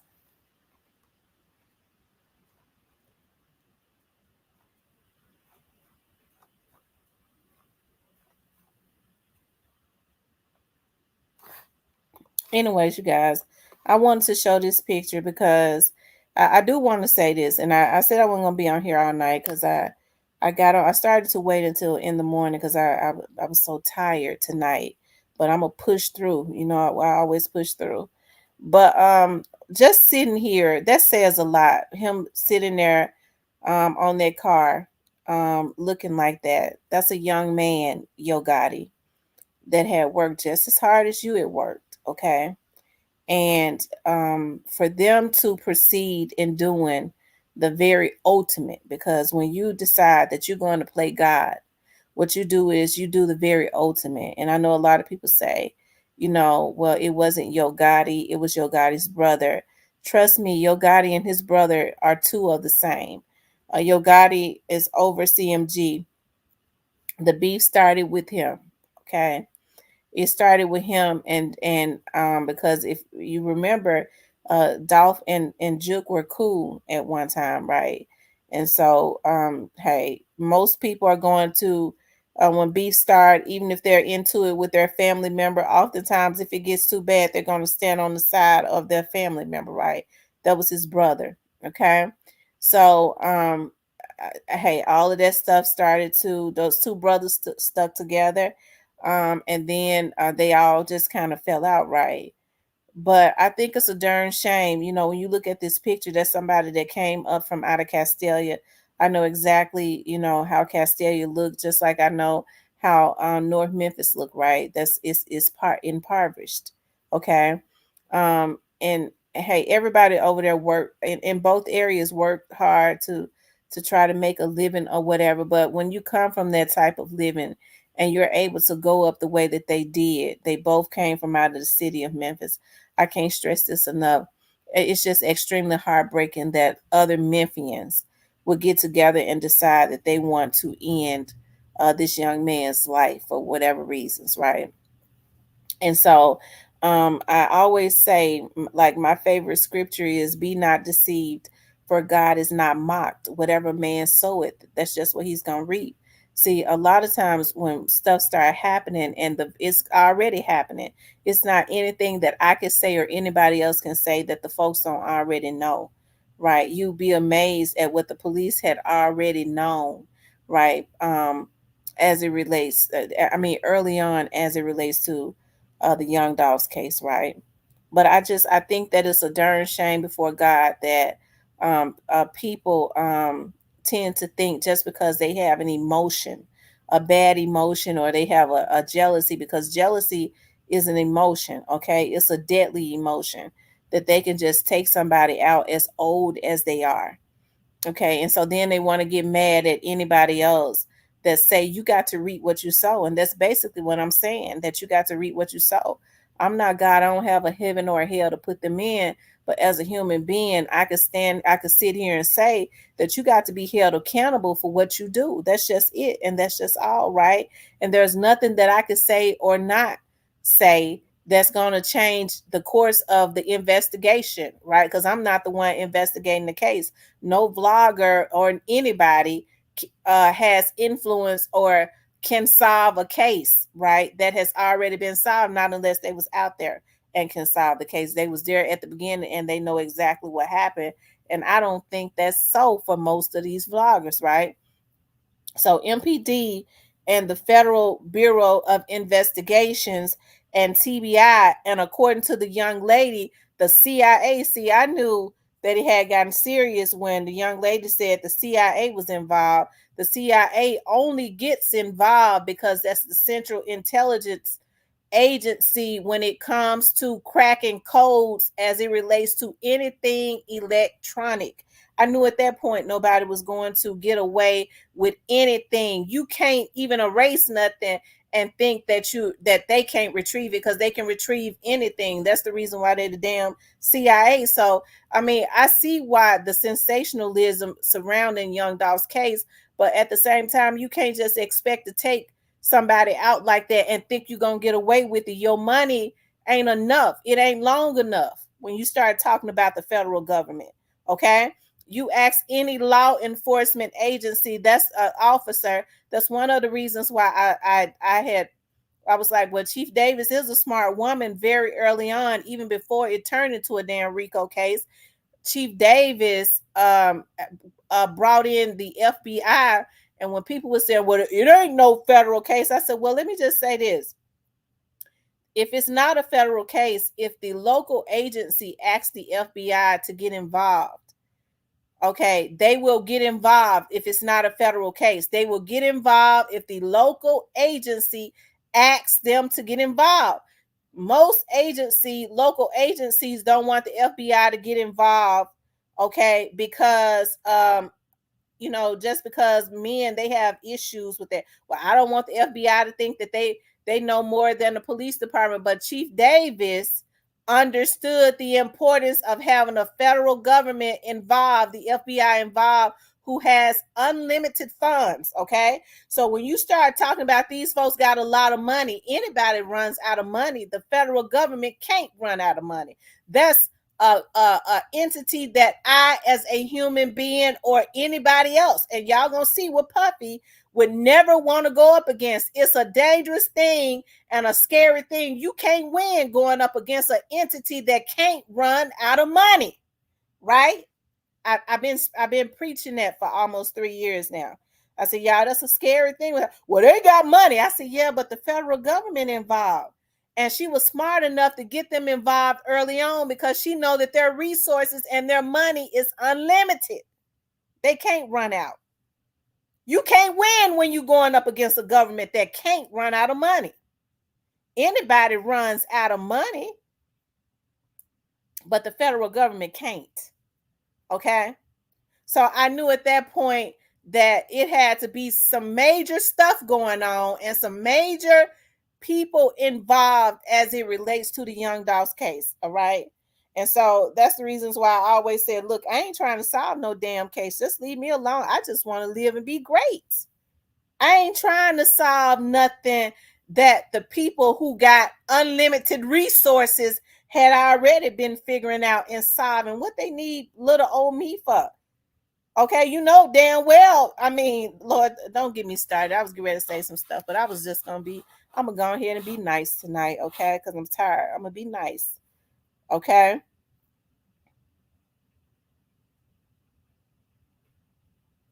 Right. And you know what? And let me just say this, okay? I was told early on, and I always wondered, how did they know that? I mean, but now I know how they know it. That somebody was heard saying to some people, they need to throw their damn phones in the river. I ain't got to say their name, because when they hear me say it, I mean, I got that from somebody from in the inside. If they hear me say it, they gonna know who said. They look at my show, they gonna know if they said it or not. Throw them damn phones in the river. But guess what? Throwing them in the river don't mean it didn't change a damn thing. Okay, I maybe. Well, they know by now getting a damn burner phone don't mean nothing either, okay? Because when you have the Central Intelligence, that's how I knew whoever, there was some big money involved, and they was gonna drain the swamp, okay? And so, when I hear people say, well, the FBI, they some dirty motherfuckers. I said, why you say that? Because they just want to take all the black man's money. I said, well, that's their strategy. Okay, that's their strategy. Their strategy is to drain you of all your money and your resources, and then they whoop your ass cat raggedy in court. You runs out of money. And in this case, when you start talking about black people that was able to make it out, okay, that should be representing nothing but excellence. Okay, they should be representing excellence, made it out of the streets and the hoods of North Memphis, South Memphis, Castalia, which is really South Memphis. All of that. When you start talking about that type of excellence, these black men making all of this money, it ain't no reason in the world that they should have the CIA and the FBI on their tail unless they ain't paying their damn taxes. So you still gonna do the same things. I thought the purpose of getting out of the hood would be so that you could you wouldn't have to be dodging bullets and dodging the police and all of that, right? But what we have is we have people that's so dirty that even when they made it out of the hood, they still got that messed up mentality, even though they don't want to go to jail. For some reason, they have a hate for people still in the hood. Okay. And so what they decide they're going to do is use their money instead of creating generational wealth for their families. They're going to use their money to put hits and give guns to these little dudes. A lot of these little dudes, y'all, can't even read. I know they in here tonight, so I'm getting ready to kick some knowledge to y'all. I know y'all be wanting my gems. Y'all, you bitches been knowing that the FBI was on your ass, so you didn't need me to tell you that. Okay, you probably didn't know the CIA was, but you knew that the FBI was. Okay, and so a lot of these little dudes, y'all, that y'all taking this money and buying guns with for, okay, a lot of them can't even read. A lot of them can't even read. So y'all make it out of the hood. Okay, y'all make it out of the hood off of the backs of the people that's in the hood that help the city, that help to put you on. Memphis helped to put a lot of these artists on. Nobody knew them before Memphis knew them, right? So instead of pouring resources back into your communities, these little dudes can't even spell their names in boxcar letters. A lot of them can't even spell their names. Okay, they don't even know how to read. Okay, but you'll go and buy a gun. You go spend thousands of dollars on a weapon so that they can be beholden to you and go and take out your op. You ain't got no damn business having no op, and you done became a millionaire in the hood. You got to be a damn fool. And so that's why I say a lot of these rappers that have come up out of the hoods, okay, they're destroying lives. And it's a lot that I want to say. I'm all over the place, but I got to go back to Straight Drop, okay? Straight Drop I keep saying it because Straight Drop was born the same year that my oldest daughter was born. He could have very well been my child. Straight Drop is a handsome young man. He wasn't that good of a rapper, but he could have been made a better rapper. He could have been marketed to the young girls because he's a handsome young man. Okay, he would have sold some records. He seemed to have been hungry. Instead of them helping him and saying, "No, little bruh, we're going to make this money. I can put you on, but you're going to have to get your mindset right because you can't take my empire down." As bad as he wanted it, I bet you he would have changed his mindset. He would have did whatever they told him to do. But instead, they took advantage of an already troubled person. I'm going to tell you how I know he was troubled. You got to be troubled to have a sexual assault charge like what Straight Drop got. Normal people don't do stuff like that. Okay? He didn't have to do it. He was handsome. Okay? So you got to be mentally ill anyways and thrown off to even do something like that.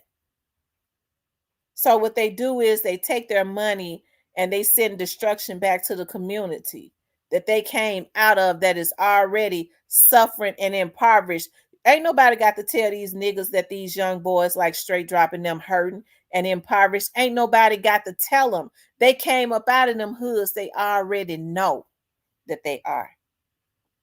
So why not do the right thing and help him?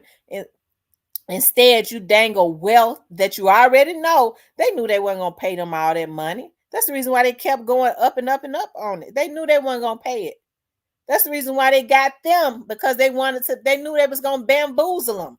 They knew after they took Young Dolph out that they was going to either be taken out themselves or they was going to go to jail, and they weren't never intending on paying them their money. That's what these young dudes don't understand. They already had intentions on making a fool out of them. And so these OGs ought to be ashamed of themselves. And that's the reasons why I always like to quote this this scripture, God says, when I get them back, you're gonna see me get them back. Because you gotta get your get back, whether you believe in God or not. That karma coming back around to you. It ain't nothing right about what they did. It ain't nothing right about it. Hell, I think too often, people don't respect people anymore. They just respect the position. Okay? But I was always taught you respect the man first and then the position. And I think people get caught up in it. Well, how come you respect my title? Okay, if I respect you as a man, that just comes naturally that I'm going to respect your position. I respect you as a human being first, brother. I respect you as a human being. So if you got a title, then you already know I respect your title because I respect you as a man. But people don't respect people no more. They respect position and they respect money. And that's the reasons why we're all over this place. The person ain't got no character, nothing, no type of character, no type of personality, nothing. They demonic, but if they got some money, hey, folks falling doing anything to get money. They respect that. You could have a person that's got character that could teach you how to fish and eat for life, but they ain't got the money yet. But they got the character and the skills to teach you, to show you something, to help you build some character, to help you to live a long time. But they too busy over here respecting folks with money that's going to have you dead in a year. Okay? And so that's why I say, hey, I never thought that I would be so interested. It ain't about views, because I don't make no money off of YouTube. You just want to make some money. I wish y'all could see the little YouTube shit. Okay, and because I've been working a lot, it done went down. Okay, it went down. I'm gonna have to start buying the generic candy and the generic sodas to put in my damn office for my clients. Okay, because the YouTube check done went down. They're gonna have to get the generic stuff. Okay. But I think it's a darn shame that that a lot of this stuff happened. Okay. And so, like I said, people gonna have to get out of their feelings. Okay. People gonna have to start getting out of their feelings, and they're gonna have to take that. Show these little dudes, hey, I did wrong. I put that hit on that man, and I gotta take that. That's what I gotta do. I gotta take that. But instead, they want to make somebody like Straight Drop, who ain't do. I don't give a damn what you niggas think, that he ain't doing good. Okay. And if you ask me, he's gonna go into self-preservation mode. He ain't gonna do that. That's a 25, 26-year-old young man that wants to get out and be with his daughter one day. Okay.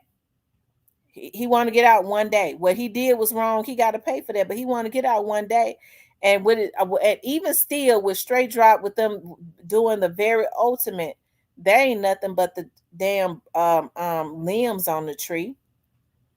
So Straight Drop go to jail for life, which I don't. It ain't gonna happen. He gonna get out at some. He probably gonna get out in 30 years. Cornelius probably gonna get out in 25. Okay. So you talking about the limbs of the tree, okay? If they don't get the root of the tree, which is why I'm so happy that the FBI is determined, okay? Because I know they're gonna get the roots.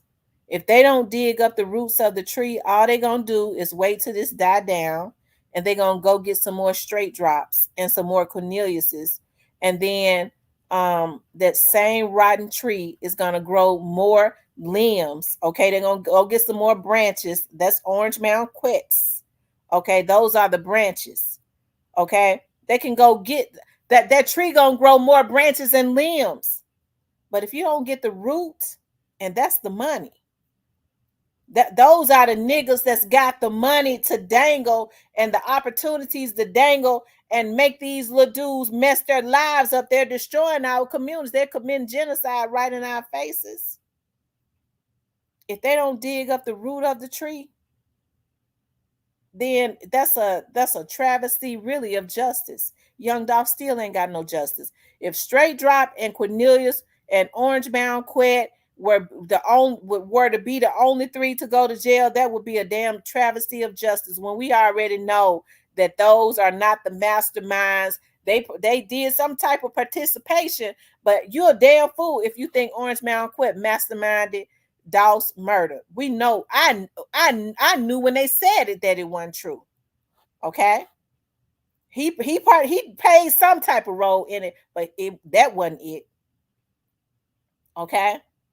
So that means that there are people you have to keep going up, and you already know that the investigators and the FBI know that he wasn't really the one that played a part in sitting down and said, "Listen, I'm gonna pay y'all because Young Dolph got to die." When that means he would have had to been the one that was trying to take him out dating all the way back to 2016.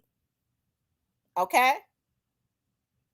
And he wasn't involved all the way back to 2016. He was involved in 21. He had some type of involvement, but it ain't what they saying.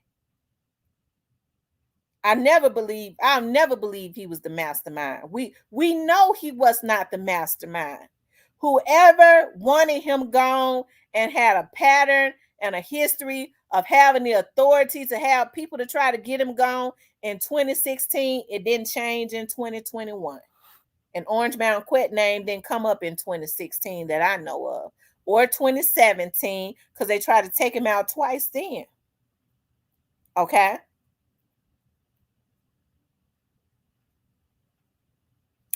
So they kept trying to take him out.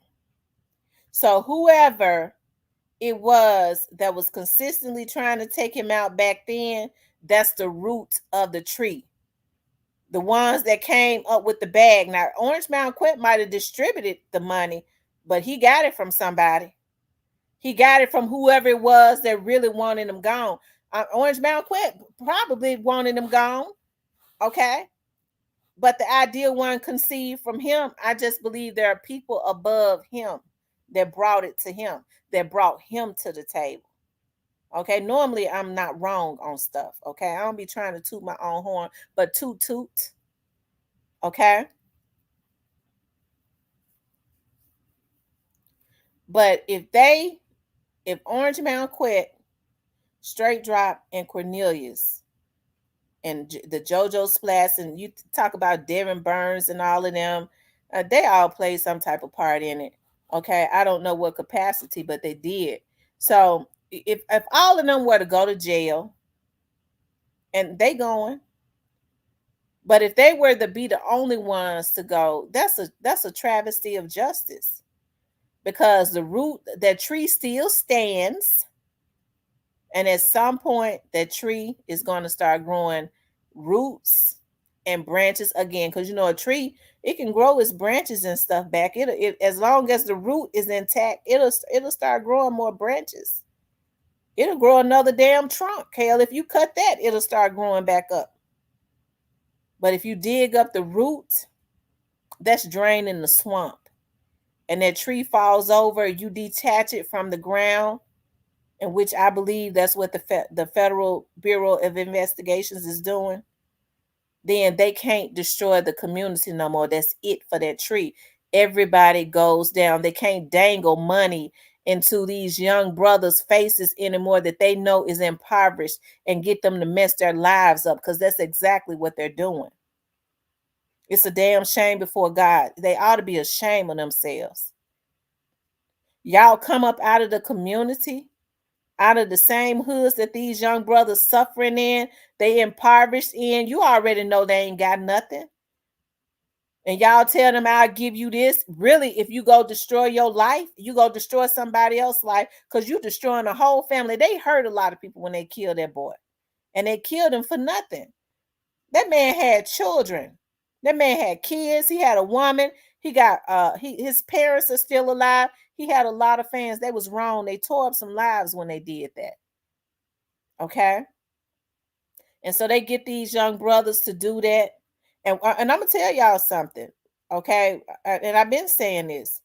What these young dudes don't understand is a lot of these murders that's been going on. It ain't been no damn retaliation. It's been people that hired that does. I'm gonna tell y'all something. Oftentimes, when people go and do something like what they did to Young Dolph, when folks start dropping off, you think about Young Dolph was a well-known artist, okay?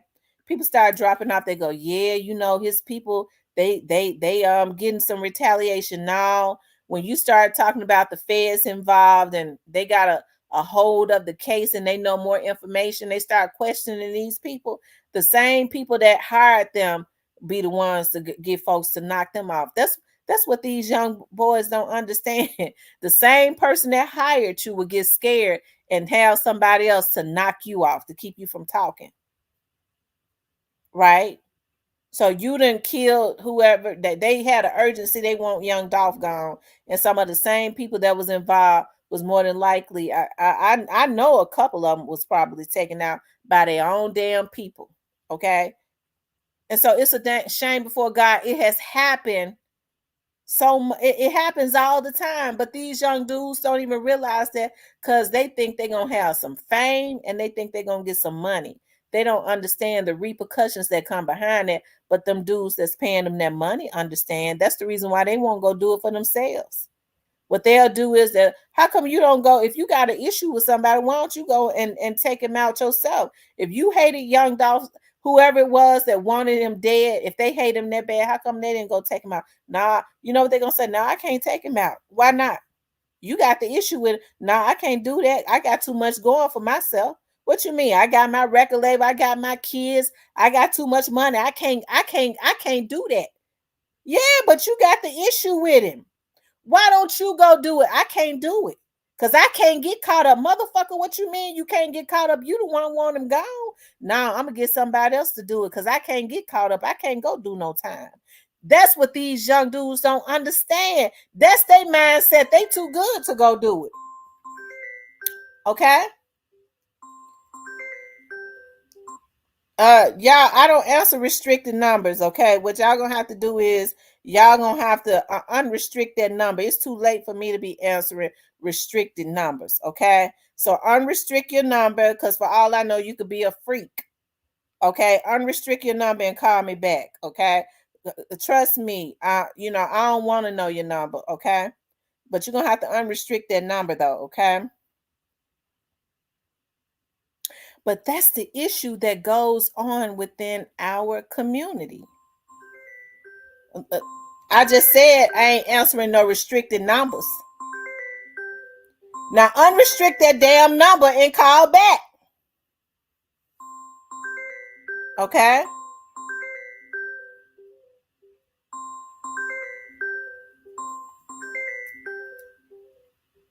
What you're going to do is you're going to make me block restricted numbers, okay? Now unrestrict that number and call back. And I know you're listening to me. You got to be a damn fool. I said don't call me unrestricted. Okay? Or don't call me restricted. Okay?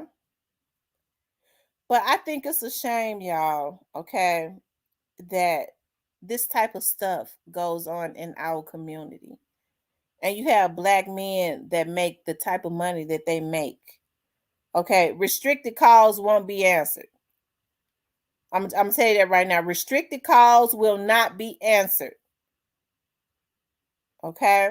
So what you need to do is stop dialing the *67, and you got something to say, show your number. I don't want to call you back. Trust me, I don't. And Rose says it's after 12 a.m. for me.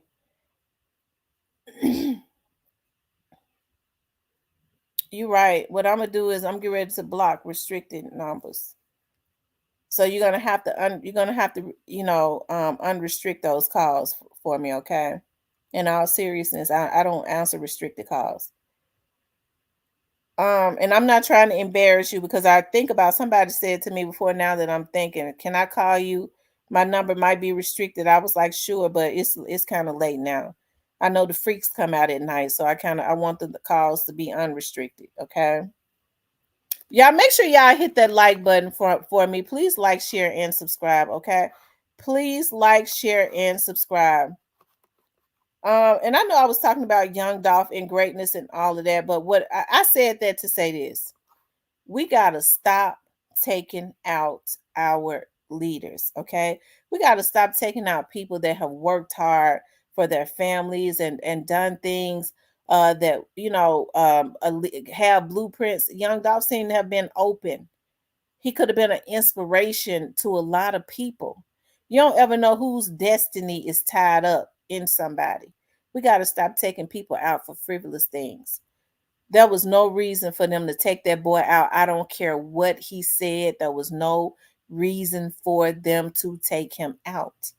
It was just evil on so many levels, right?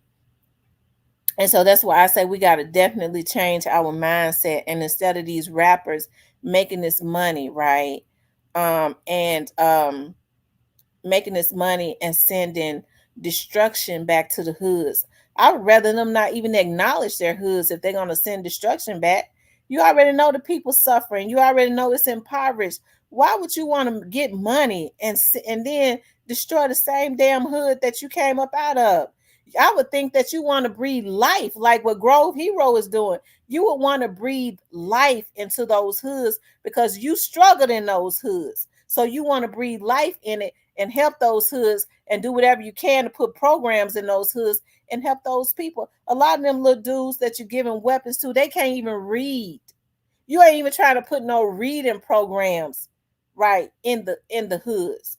It ought to be some type of incentive, young brother. If you want to be a rapper, I need you to complete this program first because I need to know your mind right. But instead, what they doing is they making millions of dollars off of these young dudes taking each other out. And I think it's a darn shame before God, especially if you're a damn cuckabug head Negro that came up out that hood. You know it ain't right. You know it ain't right to even have the mindset that I'm going to get rich off of the destruction of another brother or another sister. You wrong as hell and you know it. Okay. But anyways, you guys, y'all call in. I mean, y'all can still call in. I hope I didn't embarrass you. If you wasn't a troll or nothing, if you wasn't a troll that was calling from a restricted number, I apologize. I know I could come off. I'm tired tonight too, so I might be a little grouchy. But if you wasn't a troll, then I apologize for talking about you calling from that restricted number. But just unrestricted number. But if you was a troll, damn you. Miss T, what it do? What's up, Russell Douglas? Okay. Like I said, I do know the freaks come out at night. It might have been straight drop because they say he likes to get on the phone late at night. All right, you guys, here goes somebody. Let's see.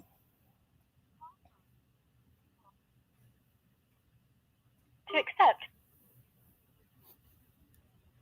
Hey, thanks for calling the show. How can I help you? Hey, Tamara. This is Nicole. I was just calling because I just want to say a couple of things and ask you a couple of things. I really commend you on everything you're doing and have been doing as far as keeping us updated with everything that's going on with Dolph. Me, myself, I'm really not familiar with Dolph or the case, but it's very interesting to me being somebody that is loved by the community, somebody of his stature, for something like that to happen to him, and then for it to linger on and the whole conspiracies behind it, you know, and so many bloggers are following it for whatever reason it may be or whatever. But the thing that is intriguing to me about everything on the case is I've been watching your channel and a couple more bloggers' channels, and I know everybody has conflicting views on what happened with him and his whole situation, but it's all being directed towards the CMG label. And there's other people who are talking about the affiliate of not only was CMG one of the artists who wanted him to come and sign on to his label and he wouldn't, Dave Dash had an interview where he was talking about he actually met up with Dolph, and Jay-Z was trying to sign him for millions of dollars, and he was supposed to meet up with Dolph, I guess for the right before he got killed, and he ended up dying or whatever. But he had rejected also Jay-Z, and I understand that CMG and Yo Gotti, whatever their beef is with each other or whatever. But I mean, when you offer someone that much money, it's kind of weird how that would really shoot you in the heart and in the foot. Somebody saying, I don't need your money enough. I see where I am. I know who I am. And I'm not going to sell who I am for any amount of money. And like, has it not crossed your mind, or are you not familiar with deeper parts of like the conspiracies on that part of the story? Well, I've heard that, and we saw, him saying something about the 21 million, right? But I just don't believe it had anything to do with his death. I don't, and I'm gonna tell you why. Because you see artists now saying all the time that they decided to go the independent route, and the record companies, and they'll name.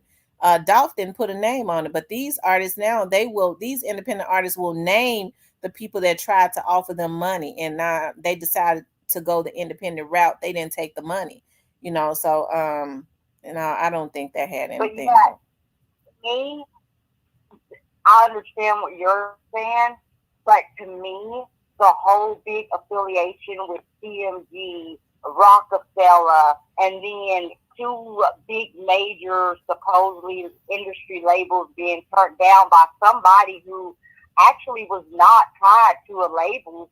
However, he was on a label statue whenever it came to him producing his music and reaching his niche and everything he was doing for the city. You don't see a lot of artists today, and you have not seen them in the history to do what this young man has done with the mentality and the passion that he done it with.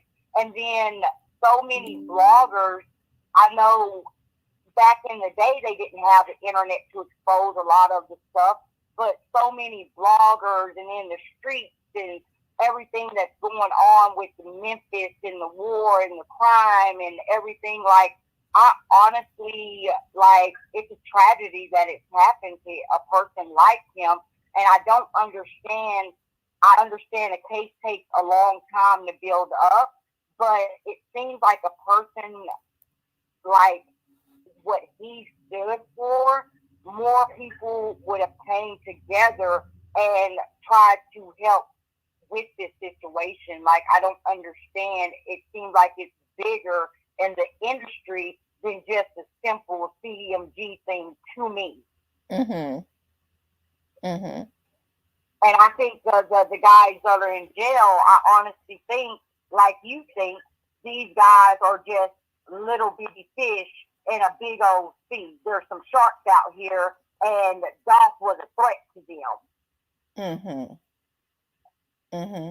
And I'll say this about, and when you start talking about the execs, like, because the music industry is sharky, I'll say this. I don't know if when people say the Jay-Z's and stuff, I don't know if they had anything to do with it, but I'll say this, because of the movement Young Dolph was starting, I don't think that a lot of the record execs mind what happened to him.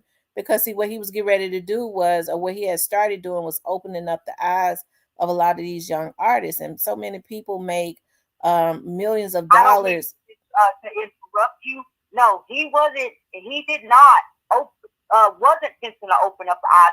That young man opened up the eyes of a lot of people when it came to the industry. Yeah. And being independent, what was possible for him to do. And that was a big threat, not only to CMG, but to the whole corporation of the industry. And another thing, the way I look at it is, they say you follow the money and you'll find the big, you'll find who's in charge of everything. Yeah, I believe him and CMG had a lot going on.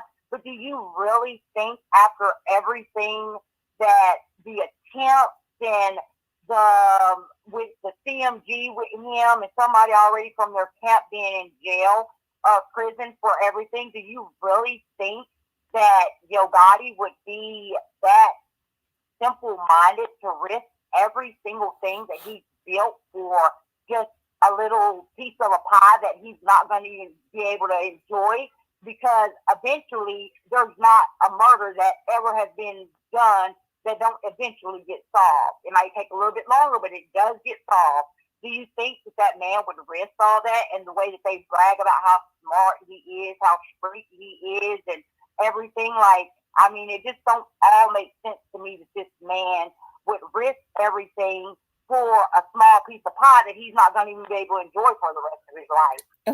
Who are you talking about? I'm talking about Yo Gotti, like with him and the whole, him knowing that he has made threats to this man in his life, and he has someone in his camp that has been to the prison for making these attempts on his life.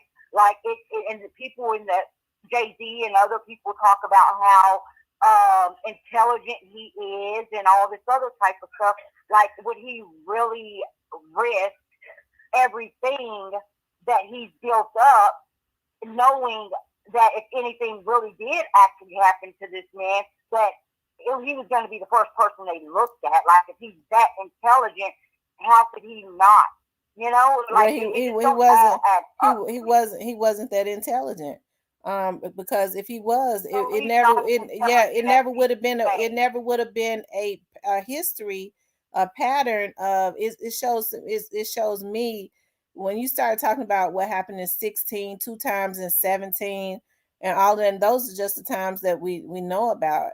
That was definitely a pattern. It seems like to me some type of desperation. I don't think that energy ever changed. I just think that they just wanted them gone for some reason. They didn't think about the consequences of it, because they felt like somebody else would take the fall. I don't think that they ever think that it would trace back to them. Mm-hmm. I'm sorry, I didn't hear you. I said they sent kids to do a grown man's job, and right. These are baits that are facing these consequences. They don't have the knowledge that a person that's been in the streets long enough, especially the ones that are at the head, like Govan and his brother, Yo Gotti's brother, and all them. I mean, it seems like they would have, the money that he says he has, it seems like he would have got somebody. I mean, he has enough money to hire a professional hitman to do the job, you know?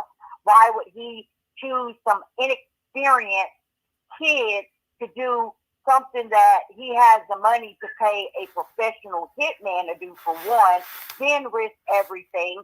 I think personally it's a lot bigger than just CMG. I'm not saying CMG don't have anything to do with it, because I have no clue. All I know is, me personally being street, I just don't see a man or any street person, especially with his mom having a history in the street and everything, them risking everything that they built up all their life for one person and not thinking about the consequences, especially sending inexperienced kids to do the job. Right. Well, it just goes to show that they weren't smart, because that's what they should have did. But they didn't do that. They used who they had been using in the past, and that was Trula Mafia, from my understanding. So some members of Trula Mafia. Hey, if you look at before Straight to believe. Go ahead. Sorry about that. Before Straight Drop changed his profile on Instagram, he had paid hitman on his profile. I mean, he took that down when all of this stuff came out, but that's what he had. Well, I'm pretty sure they knew that little kid was not a hitman. I mean, Memphis isn't that big, so well, he was definitely a hitman according to Memphis. He was. Well, I did see also where the kid had got away with supposedly another murder of his baby mama's boyfriend that she started dating whenever he was in jail and got out, and then the guy kind of like disappeared. So maybe that's why they thought he could make someone disappear, but someone that big, how could they even, I don't know. I don't think that a person who has built up a label, his parents have been in the street and drug industry, and he grew up as a little kid. And I've met a lot of people from Memphis. If you want some game, you go to a Memphis person and you can get a game on pretty much any game in the street, and they're top notch on any industry of the game in the street. And I just can't see a man building a legacy and still out here and doing what he's doing like ain't nothing has happened. Him being that simple-minded, not to think that it wasn't going to lead back to him. Being out of everybody that has a grudge against this man, he's had the most attempts on his life. I think that would be, if I was somebody who didn't want him in the picture, it would be easy for me to take him out, because the first person they're going to look at is someone who tried to attempt to take him out before or has made allegations like they wanted to take him out. But it's really weird to me, this whole thing, and I really pray that justice is served for him, because when God has a calling on a person's life, the devil will do everything in their power to steal, kill, and destroy that spirit and that person. They can destroy the person, but they can never destroy that spirit. And when you say that, when God has a calling, so whose life do you think God had a calling on? On young Dolph's life. Okay. I believe that God had a calling. Well, honestly, I personally believe God has a calling on everyone's life. Whether we answer that call or not is up to us, because let each man be persuaded by their own mind, right. Type of deal. He doesn't force anything on anyone, so we all have a calling, but I'm specifically speaking of a dog. So let me ask you this before. Let me ask you this before I take the other call. Let me ask you this. Why do you think, and if you could just try to sum it up, what do you think happened to young Dolph? Why do you think he was taken out, in your opinion? I think that he was a threat to a big corporation, to a big industry, and I think that man had a master plan that probably some people would know. That's why they're so ambitious to carry on his legacy, because they know the plans of the man that they stood next to. And they're not going to give up on it, because they not only believe in him, they believe in the big picture and the dream that he has set before them. And I believe that it's bigger than CMG.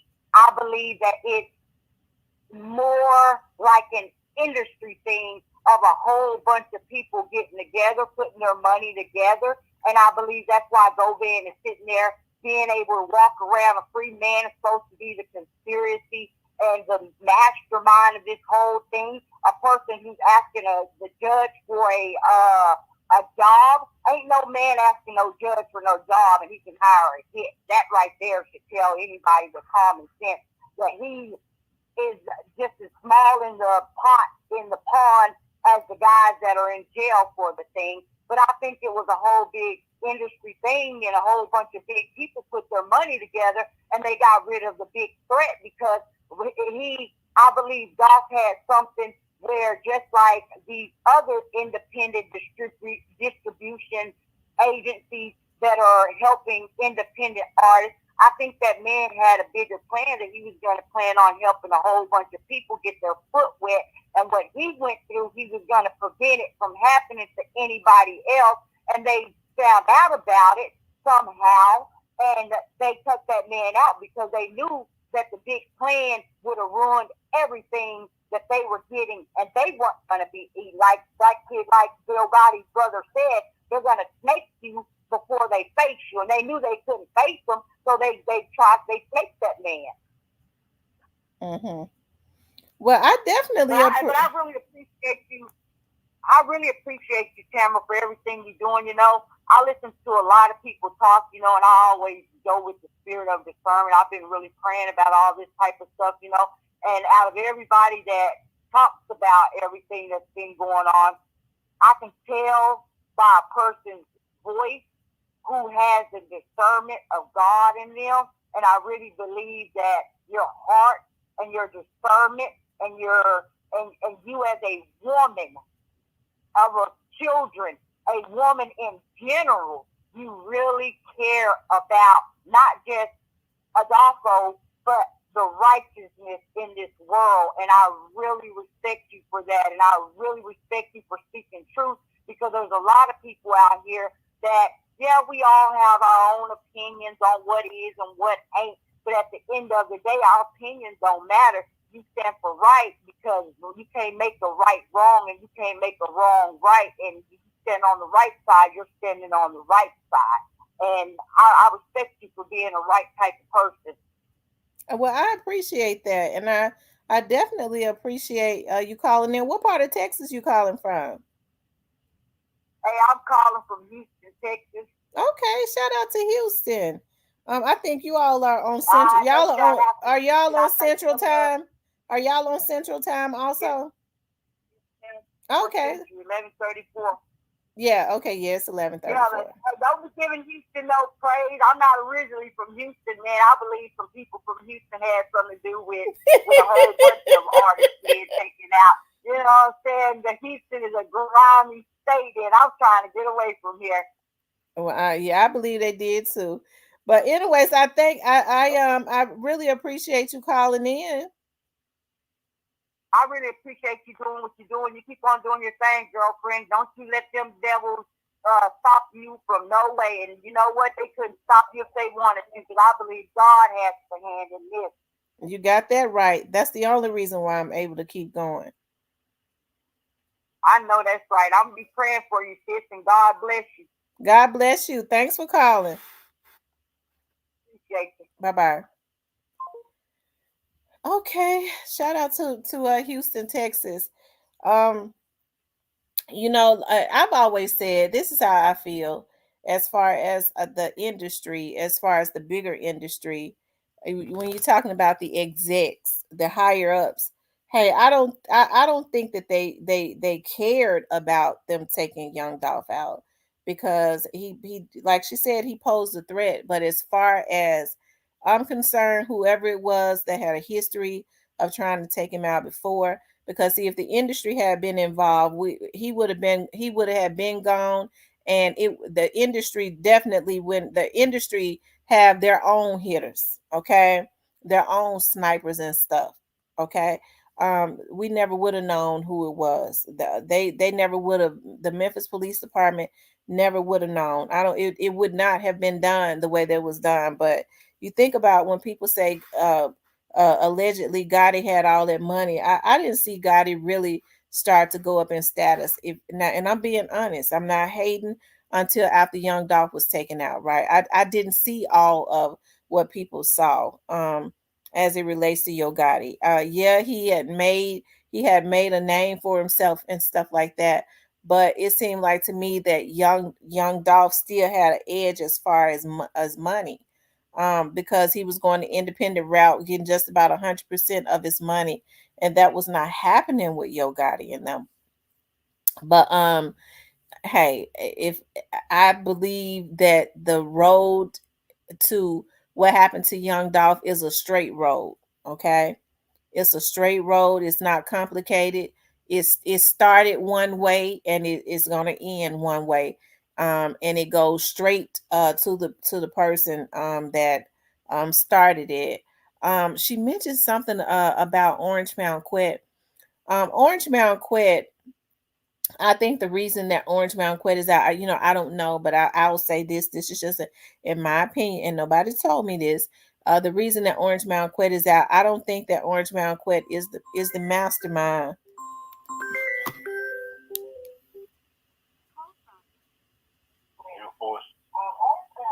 To accept. Hey, thanks for calling Real Talk with Tamara. Can I help you? How you doing? I'm great. How about you? I'm pretty good. I was just listening to your live, Uh-huh. and I just wanted to put my 2 cents in on what I feel like happened. Okay, go ahead. On my perspective. Go ahead. Okay. What I think happened was, like you said, Dolph had an edge on them guys their money. Also in intellect. Dolph studied the industry. And he knew that by staying independent, he would see more money than he would signing with one of the big corporations. And he was teaching the guys around him that the same with Nipsey Hussle. But I think because Dolph moved around from state to state, he had a whole lot more connection. He was in the streets a whole lot more than Nipsey was. So his fan base was bigger, so he was seeing faster money, doing more shows. So when it came to that blueprint and things of that nature, that's where they had some against Dolph that, because if Dolph would have exposed that to a lot of these young artists, they would have been seeing way more money than just that big signing bonus that they get from the corporations, thinking that they got money, and then those guys reaping the lion's share off of all their hard work. You see what I'm saying? Mm-hmm. So, he was running circles around CMT. Mm-hmm. And they made it obvious that they were the one who made that play on him because they dispersed. Mm-hmm. Moneybagg Yo ain't been around him forever. You know what I'm saying? They dispersed. And they was putting everything on social media. They had Soulja Boy jump up there, letting him know that he knew what was fixing to happen before it even happened. Mm-hmm. They had the situation with them bringing all this money to Moneybagg Yo in the car supposedly on his birthday. That was obvious of what that was for, with all the guys around, because he was the one that was kind of like in the streets on Dolph level. He knew Dolph, you know what I'm saying? And the guys amongst him knew how to reach Dolph or where to find him. You know what I'm saying? So when it came to things like that, and then it came to the whole big juke play, that was something that kind of like try to get the spotlight off of them and make it seem like somebody had did something back. Mm-hmm. You make these guys, the guys from New York, they were always known to snake down south guys. So when he linked up with this dude, for whatever reason, the whole play was to take whatever you got from you. So you sold your part of your company for $30 million. You know what I'm saying? QC had just sold their company for $300 million. So you got mad at your big bro because big bro wouldn't sell his portion for that 30. So because he wouldn't come up off of his for that same 30 that you took, y'all knocked him off and cashed out on him. Y'all knocked him out and cashed off on him. And because you went to who you went to and linked up with before you made that play on guy, they knew what your move was. You made that move with their advice, and then they hung it over your head to get your company from. See what I'm saying? And it's making it look like you just had this super come up when all you did was the insurance payout. Mm-hmm. You know what I'm saying? And everybody's getting around from around you who was already with you at first because they see their money missing some zeros off of it because it's in another person's hands now. You see what I'm saying? Mm-hmm. Except for all of your new artists. What happened to ESTG? That dude was super hot. Dude caught flight because he knew that staying close to you, man, he can get caught up in your mess. But his guy had just caught a Rico. See what I'm saying? Mm-hmm. It's kind of obvious, but at the same time, they done made all these moves. They went back and forth to Sloppy Joe. You know what I'm saying? So it's kind of like they may have some kind of little conspiracy going on to get them out of it, but streets, no. People who from the streets, they can see it clear as day. You know? But the simple fact, he really can't even come back to it because you never know what might happen. You know what I'm saying? It's like they do a rock, they hide in their hands, and they running and ducking and dodging, and eventually she's gonna hit the fan, bro. And y'all gonna have to come back somewhere close to home. And them guys that y'all took food out of their mouth, y'all dashed they plans, them guys gonna be wanting their lick back. You know what I'm saying? But the guys for PRE, like that lady did say, you know what I'm saying? They saw that blueprint. He showed them the blueprint. He told them what he was doing, and they saw that it worked. So they ain't gonna turn away from that because they know they seeing real paper. They know they able to carry his legacy on, and whoever they choose to bless with what they know, they gonna be doing the same thing. They gonna be touching big paper. And you know, it's sad that, you know, with all the money and all of the status that broke out, they couldn't let that hood mentality go. And they did something stupid. And technology is to the point where they know they did. That's why they ain't showed no footage of Dolph walking into that place, because they know for a fact that he did not walk into that place. That happened somewhere else. No, he walked. He walked into that place. There's video of him walking into that place. They got all of the footage from across the street. There was footage everywhere. He walked into that place. In my heart of hearts, I feel like the place that he walked into was the downtown, the Butterific. I feel like that was the place that he had invested in. It's a big one. I feel like he invested in that one.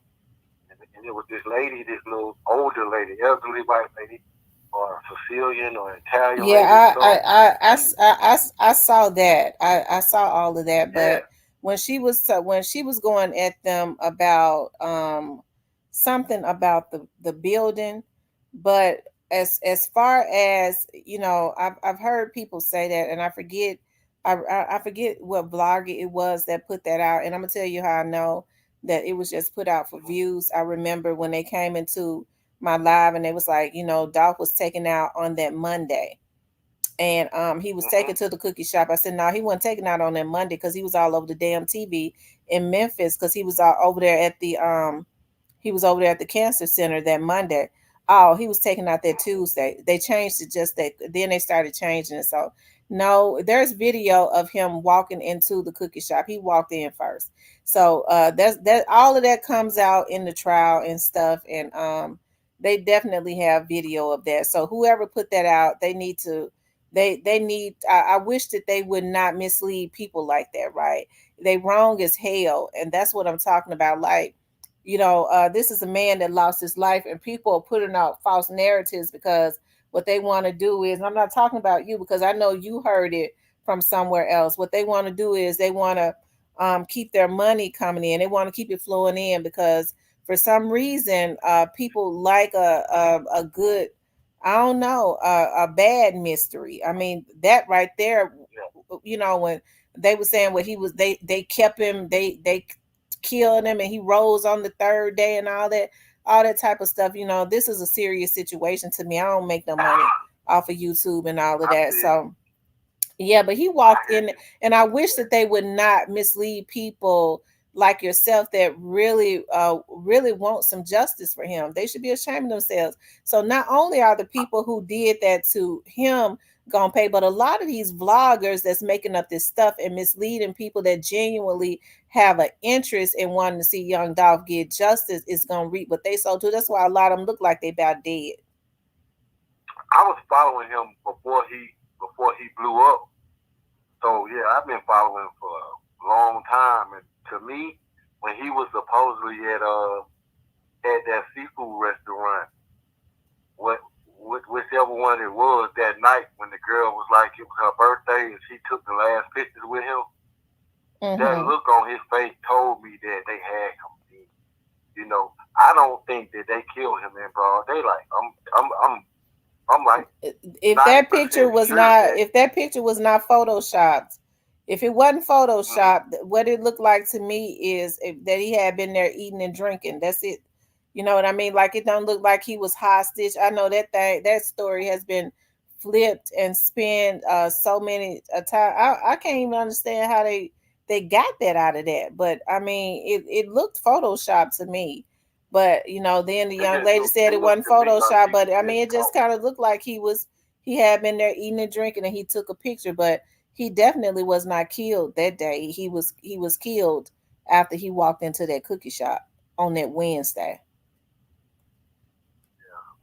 I just know that Joker said that he was missing like that Tuesday. Nobody could find him. Who said that? That was the whole thing that Dolph was like after that Monday, nobody had seen Dolph. But who said it? Was it people that know him, that's close to him, that actually has a relationship with him, or was it some vloggers?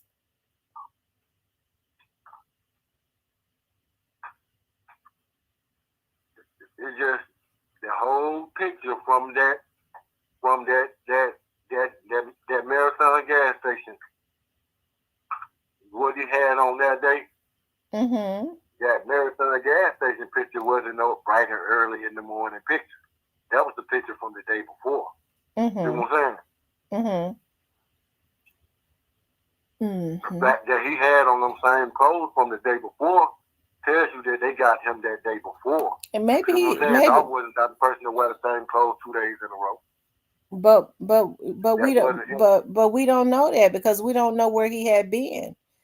You know what I mean? Like we don't know that. I can't say that he had been somewhere and he jumped up and put on the same clothes for whatever reasons. I didn't know him. I didn't know him personally, so I can't say that he would never do that. And no, I don't think a lot of people can say that. So, like I said, I think that's just people. Hey, I always say, though, one thing for sure is going to come out in the trial. And I tell people, you don't have to, believe me. I'm not here for you to try to convince anybody to do that. But if I can't lead you right, I always say, just kind of stay in the middle, but when the truth starts to come out, believe it. And one thing for sure, you can't have 1 million pages worth of evidence, right? And it be nothing. So one thing for sure is definitely going to come out. And so that's why I say, when you have confusion, or if you have questions about stuff, that's the time to say, you know what? Hey, because no vlogger can tell you, okay? Especially I'm telling you, Lord Jesus. But hey, I think everybody just pretty much have their own opinion about stuff, not unless they know some people that really know the information, and they might give them some nuggets, you know what I mean? Because they can't mess up the case either. But like I say, it's gonna come out, and that's what I tell everybody. Just kind of wait it out, because we're getting closer to the we're getting closer to the start, because we ain't nowhere near the end. We're getting closer to the start, because it ain't really even started yet. We're getting closer to the start, and then we'll get closer to the start. More and more stuff start to come out. Sure. Do you feel like the young lady from the cookie shop, do you feel like she played any part in it? I have not been told by any credible person that she played a part in it. I mean, it's a video going out with her actually saying how it took place, like that they brought him in there. It's a video. It's a video going around saying it's a video of Raven saying that they brought him in the cookie shop already dead. Yes, it's a video with her saying that out of her mouth. She didn't even know she was getting video. And she said that they brought him there in the U-Haul, brought him to the front, and laid him up front that night before, and they blocked the front window, and then The next day, they called straight dropping them to come up there and shoot out the front window. Which explains why none of the top windows were shot up. Oh wow! I got the video recorded to my phone. I got the video, the actual video recorded to my phone. Send it to my email, and yeah, send it to my email, realtalkwithtamara@gmail.com. Make sure these folks ain't photoshopping and doing stuff like that. And then what I'm gonna do is, do you know where you originally got the video from? Where did you originally get it from? Because wherever that video generated from, you talking about a murder case, whoever generated that video, it has to be sent to the FBI so that the FBI can get in contact with them.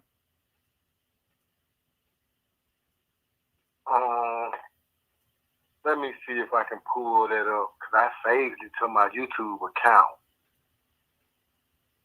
It was, let me see if I can pull it up.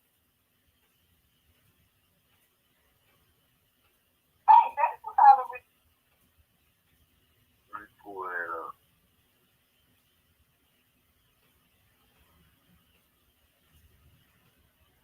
Okay, it's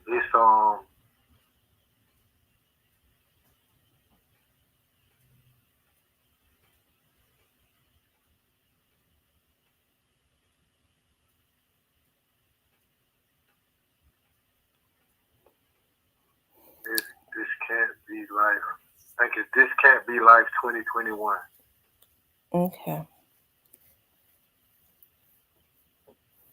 Make sure.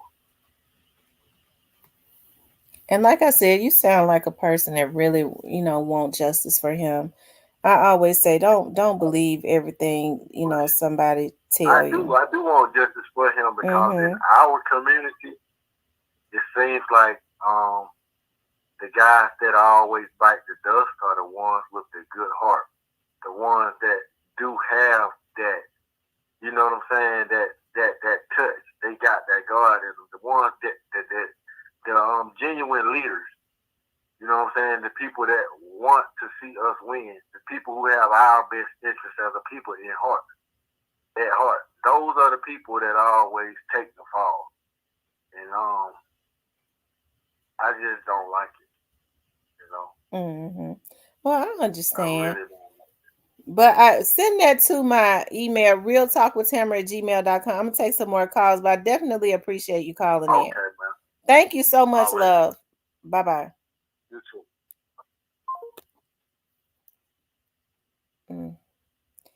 Shout out to the caller from Georgia. It sounds like a nice guy. He sounds like a nice guy. Some of these vloggers gonna rot. they gonna flat foot rot. They're probably wondering why they can't catch a break now. They ought to be ashamed of themselves. This is a damn murder case where somebody lost their life. And all they could do is think of schemes and stuff that they know is not true to try and perpetuate a lie to get views and stuff. Some of them going to have to go ahead and go on to McDonald's.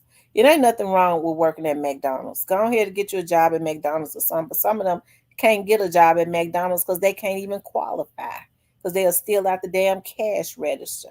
Okay? It's a damn shame. They ought to be ashamed of themselves. And I'm serious. Woo! Lord Jesus. I'm going to put some prayer on some of these folks tonight, because they should be ashamed. It's people, it's really genuinely people. Okay. But anyway, shout out to the caller. I think he was a nice guy.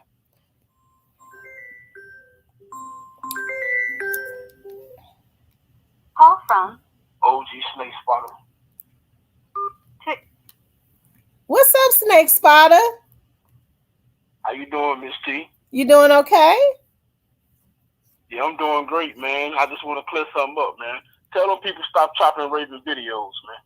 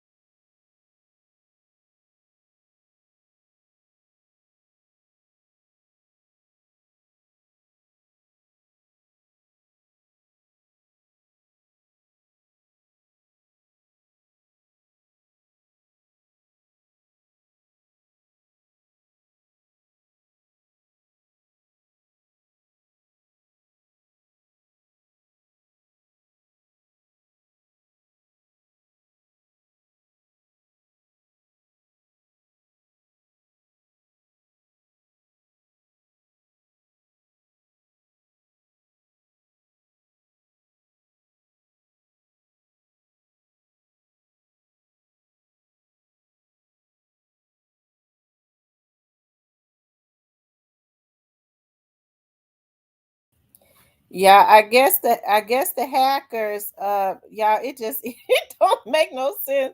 But OG Snake Spotter still on. Go ahead, OG Snake Spotter. Continue on. Yeah, they don't like me, man. They don't like the truth, man. But guess what? They only got so many schemes. After a while, they gonna scheme themselves right in jail. I'm telling you.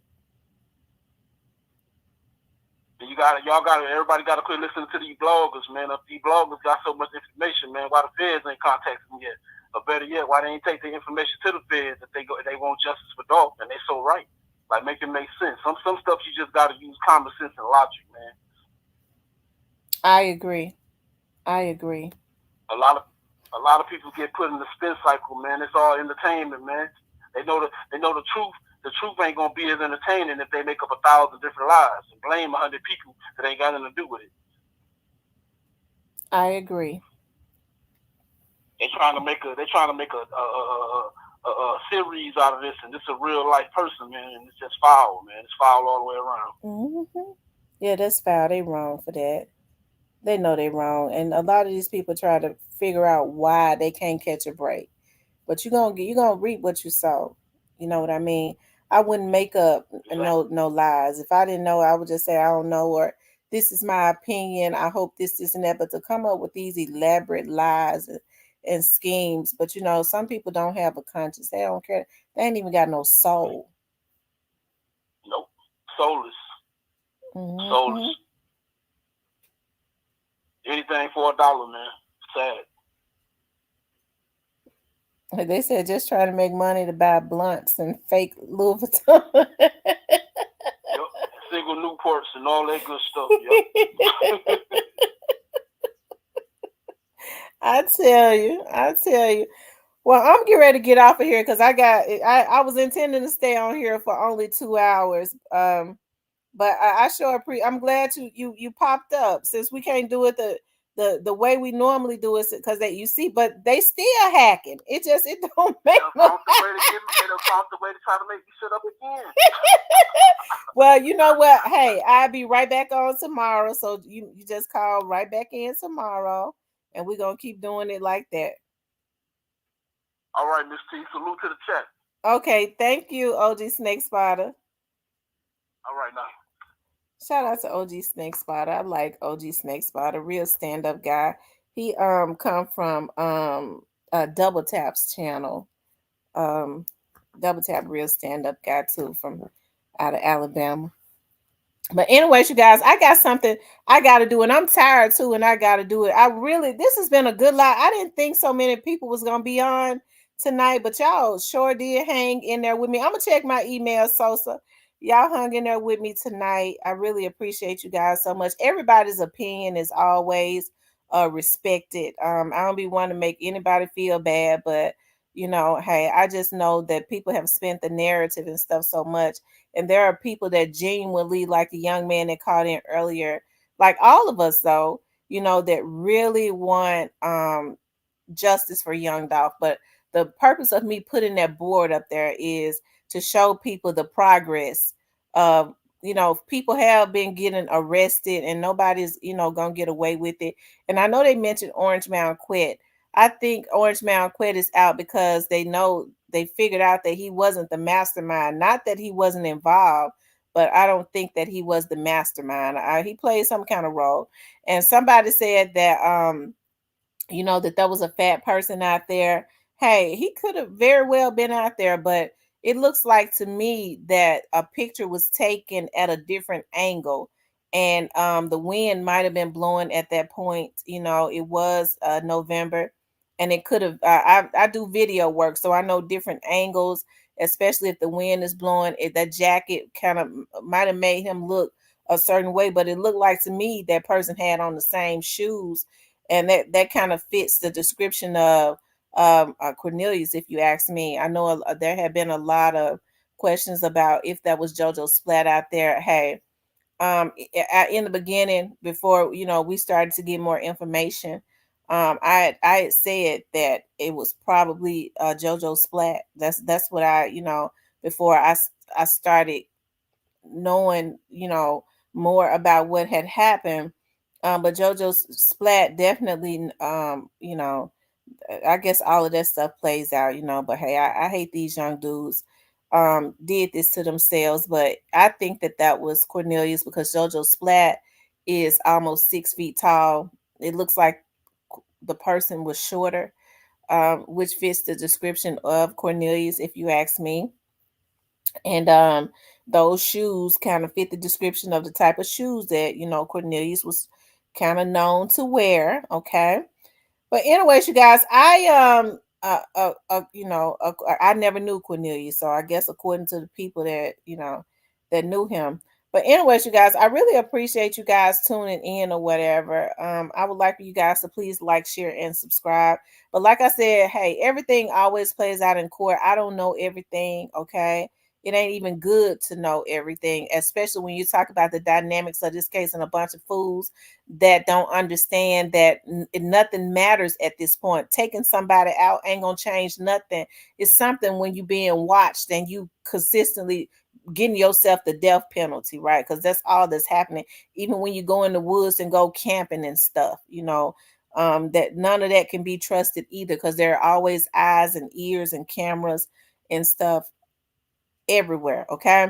But anyways, you guys, I appreciate you. I love you guys. Please like, share, and subscribe. I'll see you guys tomorrow. Talk to you later.